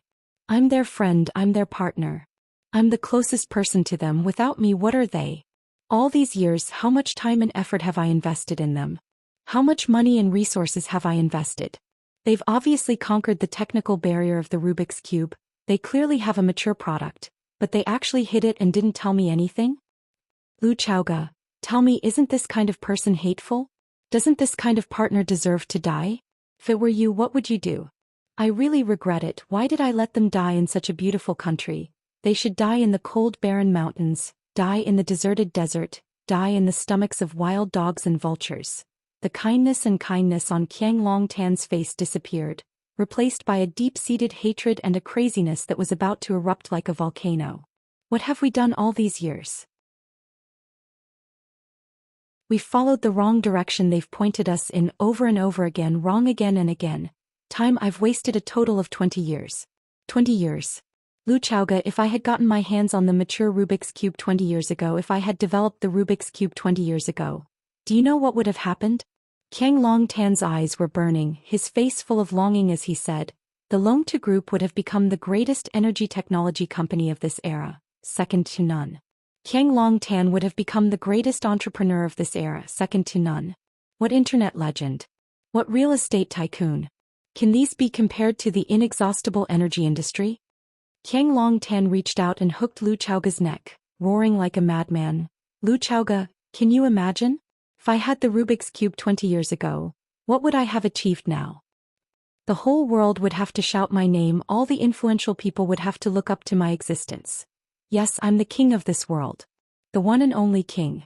Lu Chaoga, everything was ruined by your father. Tell me, don't they deserve to die? That you're tuning in to the Zhou Xian's Legacy YouTube channel. Don't forget to subscribe and join us on this journey to catch the most captivating stories.